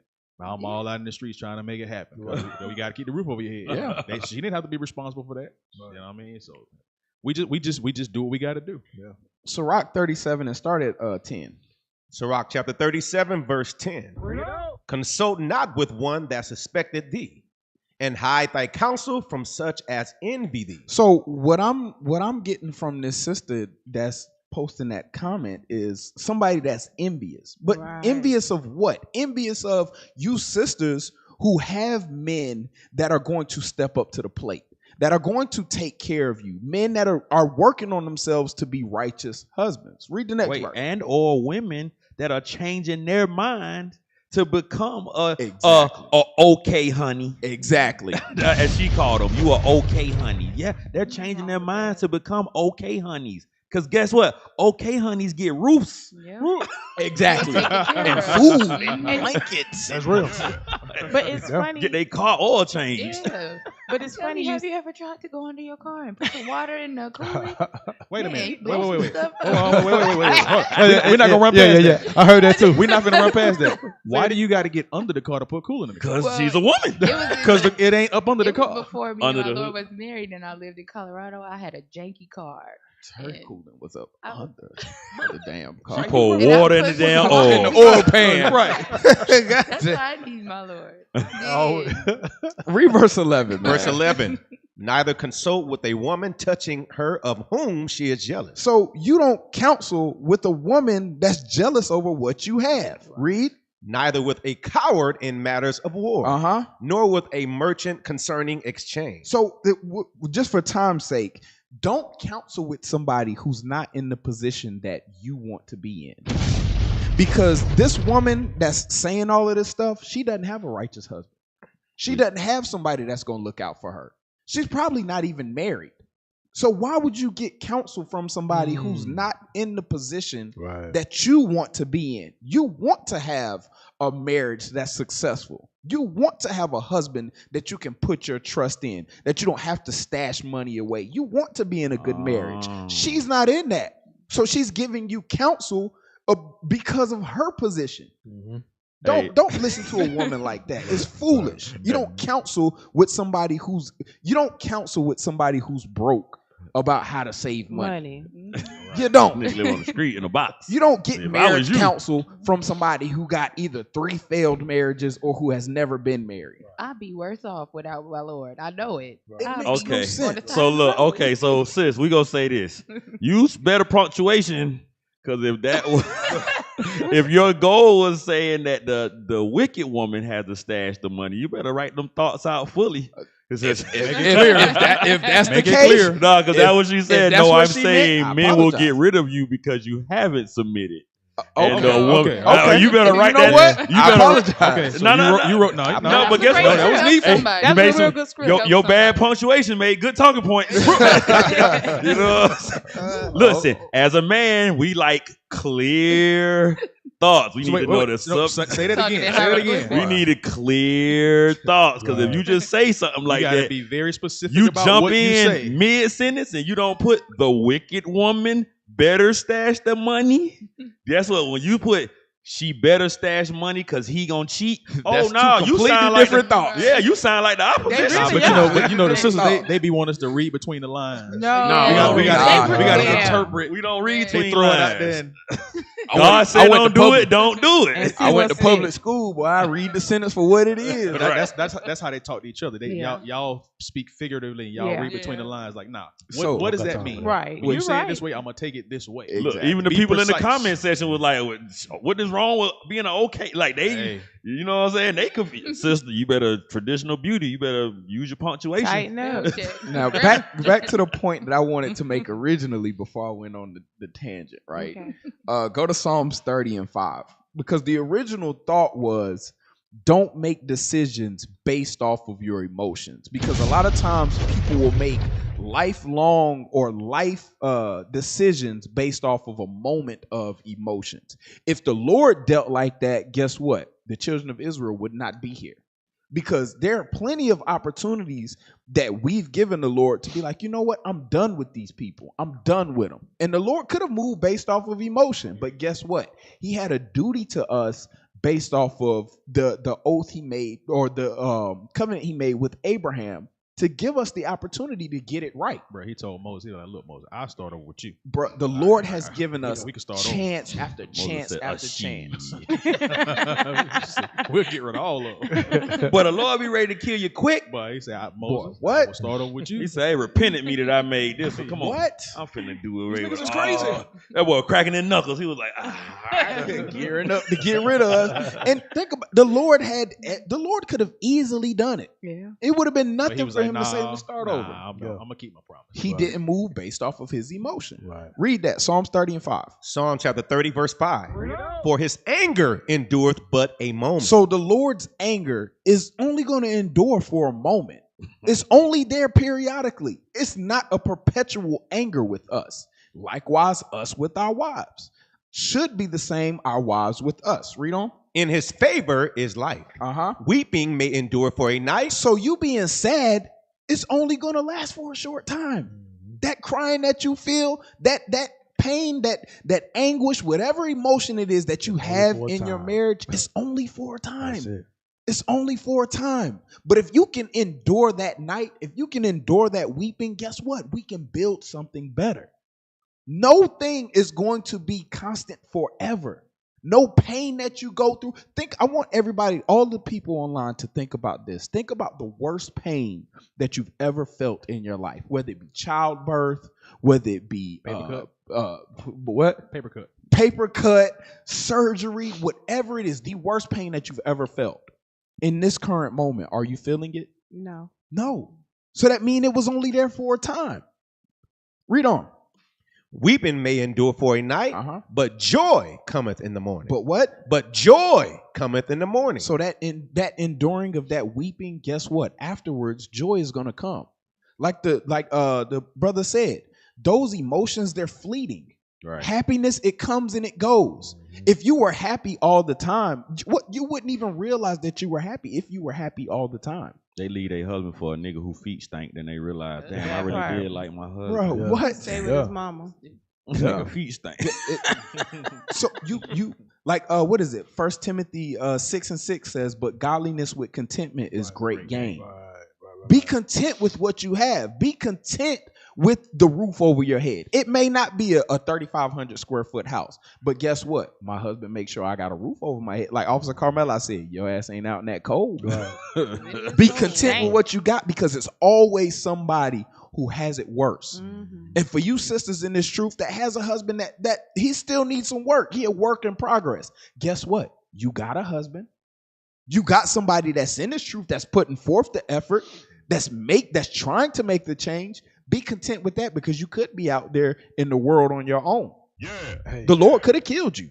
Hey, that grass ain't greener, man, across the street. It's not. It's not. It's not That greener. ain't AstroTurf. That's Yeah, that green. that's That's that it. green spray paint. Yeah. Once you get over there, you gonna see some patches over there. Yeah. I promise you. You're gonna see some dead plants over there, but from afar it looks very, very good when you're used to your. Because they got a line up. They Yo, got brown yard. They lined up the concrete edge. Now you think know that what I'm they got a saying? good yard over there. I don't got no good yard. Then when you actually get over there, you realize it's just dirt. You over there cutting. Yeah. They be cutting dirt. All that dirt be coming up. Hey, that nigga drive a nice car, but his feet stink like a motherfucker. Right. No grade. He got a dirty neck. That dude got time for one more. I know time is. It's flying. Do we want that one? Yep. What about the other one? No, we Got got him on number we 11? got to do it. We can't leave here without the son of perdition being revealed. We man. got to get him. Gotta get him. Two. Start at 2. Oh, that yeah. Yeah, let's get him. You gonna let the son of perdition? We gotta do our leadership here proud. we We ain't go. gonna never let his ass off the hook. Every week. Let's do it. We ain't never letting that nigga off the hook. States have some very important work to do for Israel. I can identify tonight 2 very important things that the United States has to do for Israel. There are many more, but there's no need to do more than simply 2. In order for Israel to succeed the United States as a ruling state in the world, not only must the US economy collapse and the US dollar collapse, and when the US dollar collapses, it brings down the whole world of paper money with it. And if you don't believe me, just wait. Just wait. Not only must the United States collapse its economy and its money, but in addition, Israel has to wage a big war, which even non-Muslim political analysts are now anticipating. A big war. Even Jews now within Israel, I'm getting emails, even Jews within Israel, Jewish academics, who are up in opposition to the Sharon government, they are now understanding that there's something big about to happen. And they're warning the world about it. Of course, it's too late now. It's too late. 20 years. Israel has to wage this big war, which is already planned long ago. And the territory of the state of Israel will dramatically expand.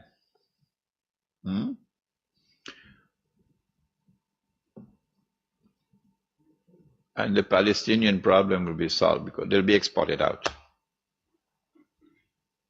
That is the massive human rights crime that the Israeli academics are now anticipating and warning the world about.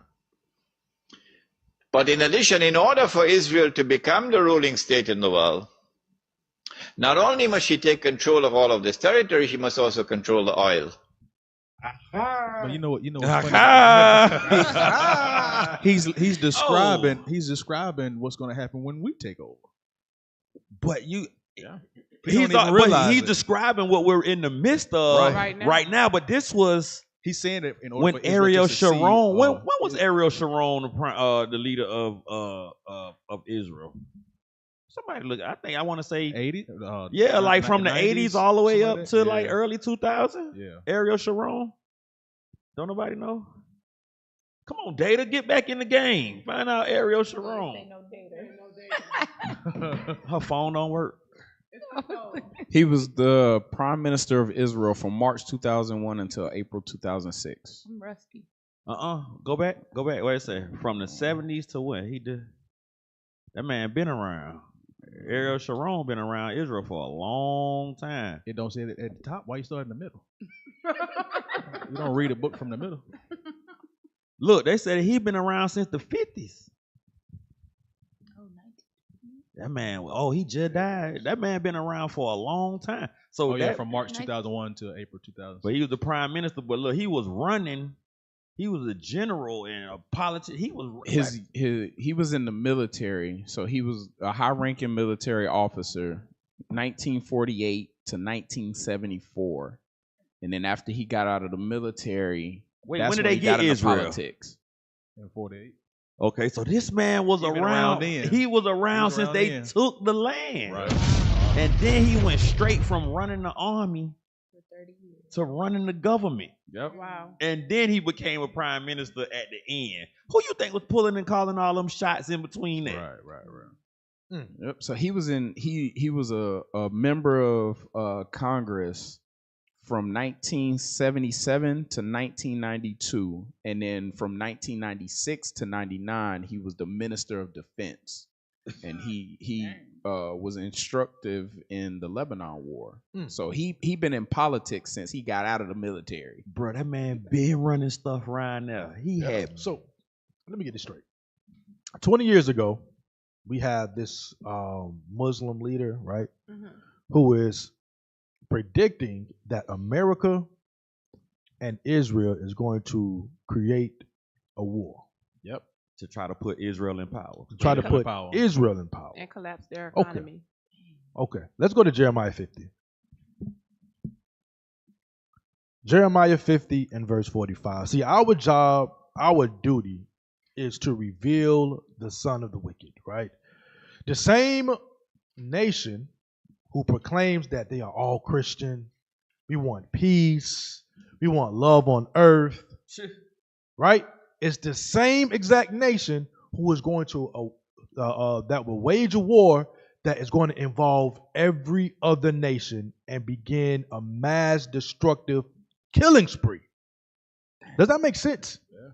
Now, how come on one side you are so religious, you are so loving, you just want peace, but then in the back end, you the same the most murderous people on the face of the planet. Same one. That makes absolutely no sense. Let's start at Jeremiah chapter 50, and I want verse 45. Jeremiah chapter 50, verse 45.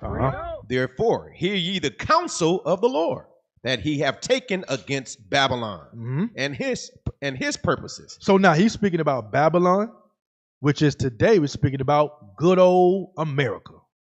Back then, the prophets declared it as Babylon because at that time, Babylon was the ruling power. So in the latter times, he's speaking about America. Why? Because they are the ruling power. Read on. That he hath purposed against the land of the Chaldeans. Surely the least of the flock shall draw them out. So hold on. It says surely the least of the flock. meaning that Babylon or America, they are a flock. But it say that the least of the flock, meaning what? Israel, meaning what? They are a part of the same flock. They're not two different people. They are the same people.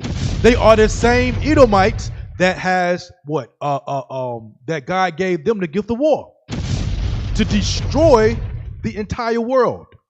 That's their job. That's their duty. Read on. Surely he shall make their habitation desolate with them. So he says, surely the least of them, meaning Israel, going to pull out, let's say the least of the flocks to draw them out, meaning what? They're going to be the ones to initiate World War III. And that's what we're seeing today. And that's what that Muslim predicted over 20 years ago.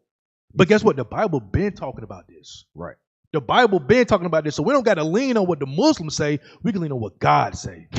Now, go to Psalms 55. Go to Psalms 55 and start at verse, let's start at verse 20. Because remember what we said, on one side of the coin, he's all loving. He has this man who is set up to portray himself as Jesus the Christ, and everybody need to come to him, and he's going to provide peace. But on the other side of the coin, he is waging war. Read that. Psalm chapter 55, verse 20. He hath put forth his hands against such as be at peace with him. So he put forth his hand, that this particular man put forth his hand to those who are really at peace with him. Read. He hath broken his covenant. Uh-huh. The words of his mouth were smoother than butter. That's Christianity right there. The words of his mouth is smooth as butter. It sounds so good. Everybody got their portrait inside of their house in grandma foyer, right above the piano. Everybody got their picture, and they strive to be like that person. Yes, that damn devil. Damn devil right there. That's the smoothest butter right there. Read. But war was in his heart. But war was always in his man's heart. War was always in it. They already had this thing planned out of how they was going to take over the world, how they was going to destroy the world, how they was going to construct World War III. Right. At the same time, they making the painting. At the same time, they making this image as Jesus the Christ. They are trying to devise World War III. Read on. His words were softer than oil. Yet were they drawn swords. So now they are drawing out swords. That's what we're seeing today. On one side, they smooth as butter. They speak in peace. But on the other side, they got their swords already drawn out for war.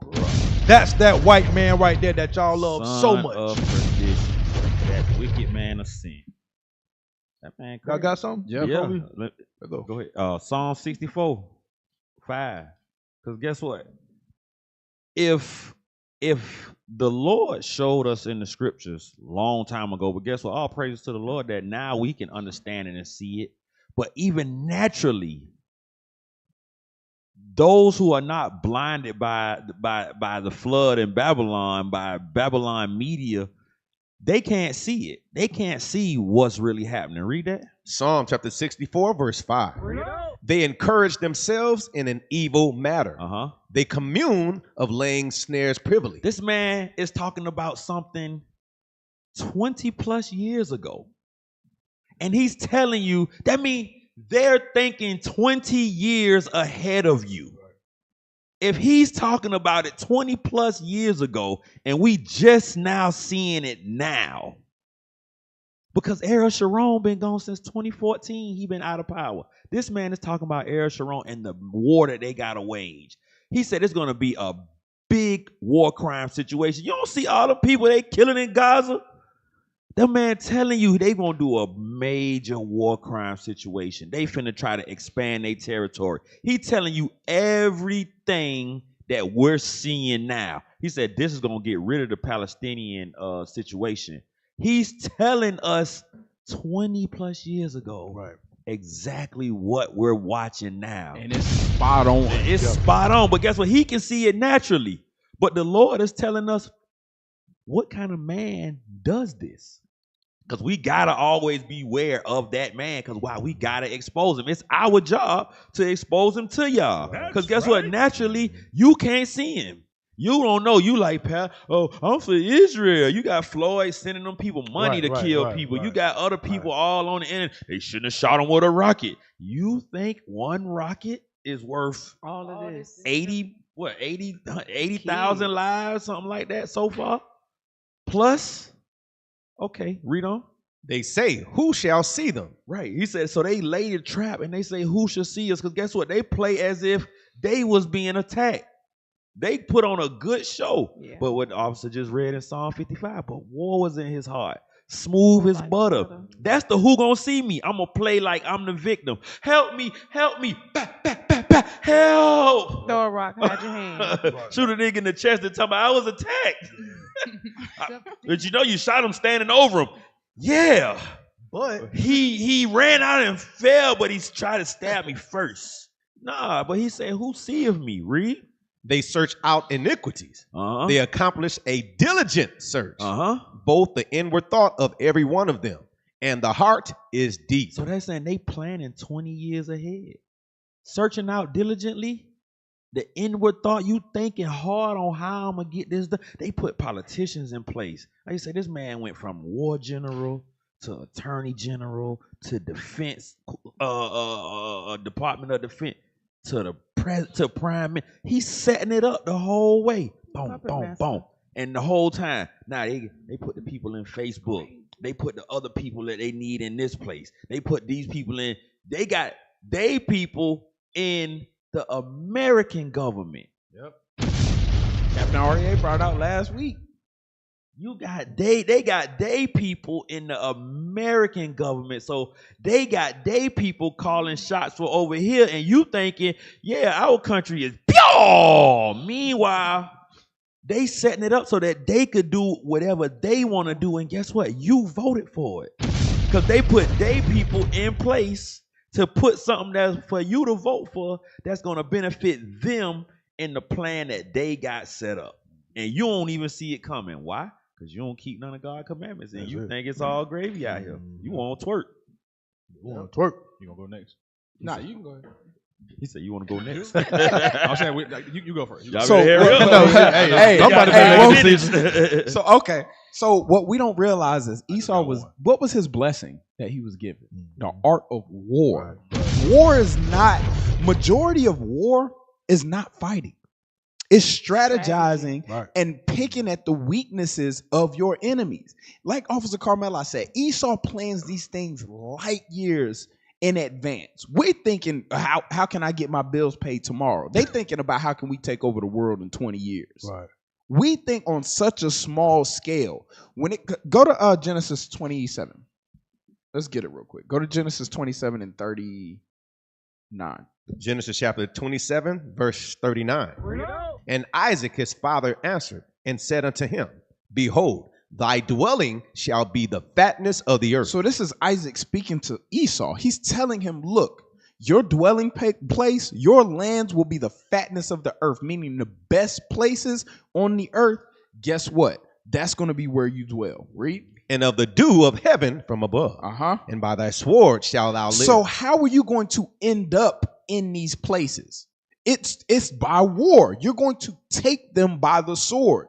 But that don't just happen one random day. No, they plan. They say, okay, in order to get this land, we're going to have to topple this government. We'll start putting these things in place. Like you said, we'll make the dollar worthless so that when it all boils down to it, we have the wealth.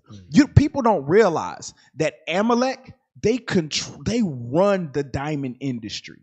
Amalek, they completely run the diamond industry. He said, if you pay attention to what he said, make the paper dollar to collapse. Make the paper dollar worthless. Because at the end of the day, that's all it is. It's paper. Where money really had its wealth or its value was in the actual precious metals, in the diamonds and things like that. Torre could pay off his country's debt immediately. Right. Because that's where the real wealth is. So that's why they take these lands. That's why they want to end up in these places. If you look, it's all systematic. It's all systematic. So this man being able to say this 20 years ago, people probably looked at him like, you're crazy. What are you talking about? But lo and behold, the Lord said it long before. And if the Lord said it, guess what? It's going to come to pass. Zoom in. What's in the box? Let me get 2 Ezra 5 and 6. So with all this planning that these nations got going on, right? You're talking about collapsing the economy. 20 years ago, they were talking about them being in power, right? They're going to take over when, and nobody's even considering them anyway, because the conversation is usually Russia or China, right? So meanwhile, Russia's looking at Ukraine, China's looking at Japan, you got Syria, you got Israel, everybody got all this stuff going on, all this economy, all this economics, and they're trying to take over the world, but it's one thing that they're not considering. Let's read 2 Ezra 5 and 6. 2 Ezra chapter 5, verse 6.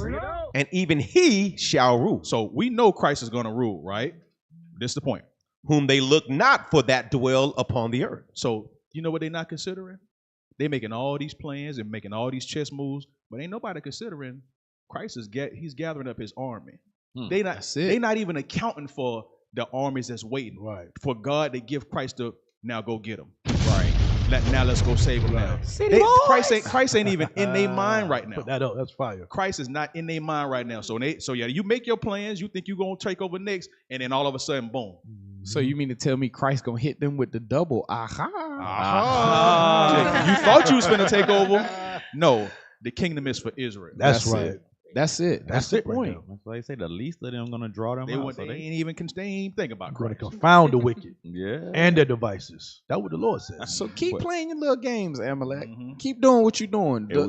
All you do is paving the way. Bro, that's all they're doing. We like Scooby-Doo right now. We pulling the mask off. What? I would have got away with it if it damn Israelites with their damn Bibles. You pesky Israelites. I would have got away with it too. They like, we pulling this. It's Mr. Amalek. That's it. That's it, yo. Hey, the script say he got to be revealed. He got to be revealed. We got to pull the mask off. That's crazy. It's a nigga with a black mask on. You pull it up. At this point, if you don't see what's happening on the earth, you're willingly ignorant. You're probably about to die. Willingly ignorant. Or you're in the Christian church and your pastor not teaching you. That's it. And you're probably about to die. Ignorant. And you're probably about to die. You know how frustrating it's got to be to see what's going on in the news, and your pastor keep talking about God say he gonna let me spit in your face. Hey, let's show what the pastor got him doing. Let's show what the pastor got him doing while they at church. While real fast. We got to end it. The world about to blow up. Yeah. Get that. The world about to blow up. I forgot it. Meanwhile, pastor got you dropping Glock Dookie. Glock Dookie. You cat. We ain't gonna let the Glock Dookie not. Yeah, go ahead and play that thing. Come out. Come out. Come out. Come out! You don't like she the first one? Look at the power of God now. Look at the power Are you of God. seeing the power of God now? Are you seeing the power of God now? Glock Dookie! Glock Dookie! Glock Dookie! Oh, take it off the screen. He take it off the screen. So her demon was constipation. He freed her for constipation. Her demon was worms. Exercise the Glock Doogie. There was no refried beans, boy. So while we pulling the mask off of Ariel Sharon and Amalek, this is what they got going on. They got nigga doodling in the. That's a little box. Cause I saw more Glock Dookies on the ground. It's a joke, bro. That's a little box, bro. Because the average woman don't even pass gas in front of people. That is crazy. That's mind blowing. Bro, she dropped the whole load in the sand. Right there. Boom. Block. That's crazy. That was a blop dookie. Okay. And people really believe that is the work of the Lord. Like Jesus made her doo-doo. Like, I feel so much better now. Soft boo boo. Like that's nasty word.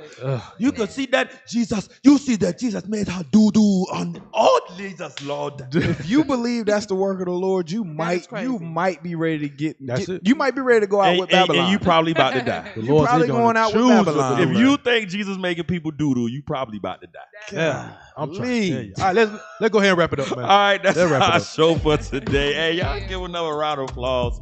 Outstanding PSR. Hey, if you want to go somewhere where they don't do it on the floor, go to IsraelUnite.org/contact-us. Find a new poop-free school near you. All right, where you can congregate, you can learn your nationality, your history, and learn to keep the commandments of God. Hey, we got classes all day and day, every damn day, 7 days a week. IUIC in the classroom 3. Classes from our bishops, deacons, and captains every Sabbath day. Right there. You want to help keep the prophets moving throughout the earth, teaching this glorious gospel? You could donate at you could use the QR code, or you could donate at IUIC.fundraising@IsraelUnite.org. And if you want to make Patient Saints Radio an even better radio show, you can do so by donating at IUIC.Atlanta@IsraelUnite.org. Do not forget IUIC TV. Now you could just go ahead and pay for the whole year. $24.99 for the year. We ain't gonna even talk about per month. $24.99 for the whole year. Right. Access to exclusive content not seen anywhere else on the face of the earth. Awesome. Oh, it's on me. All right, so check this out. Tech team did an excellent job today. We got Officer Zedaniah, Officer Adina, Officer Uzziah, Officer Moshe, Officer Heman, Soldier Yasharala, Soldier Heathen, Brother Asher, and Sister Zamiria, Sister Courtney, and Sister Yohavid. Y'all did an excellent job with the breakfast. Tech team, y'all held it down. Panel, y'all held it down. All praises, all praises for the special ed bus. We trying. We just filling in the seats, warming the seats for the mighty men to return. So, pray for their travels.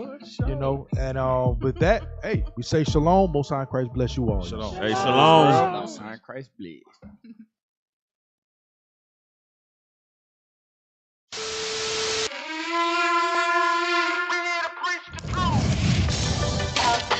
Have no idea.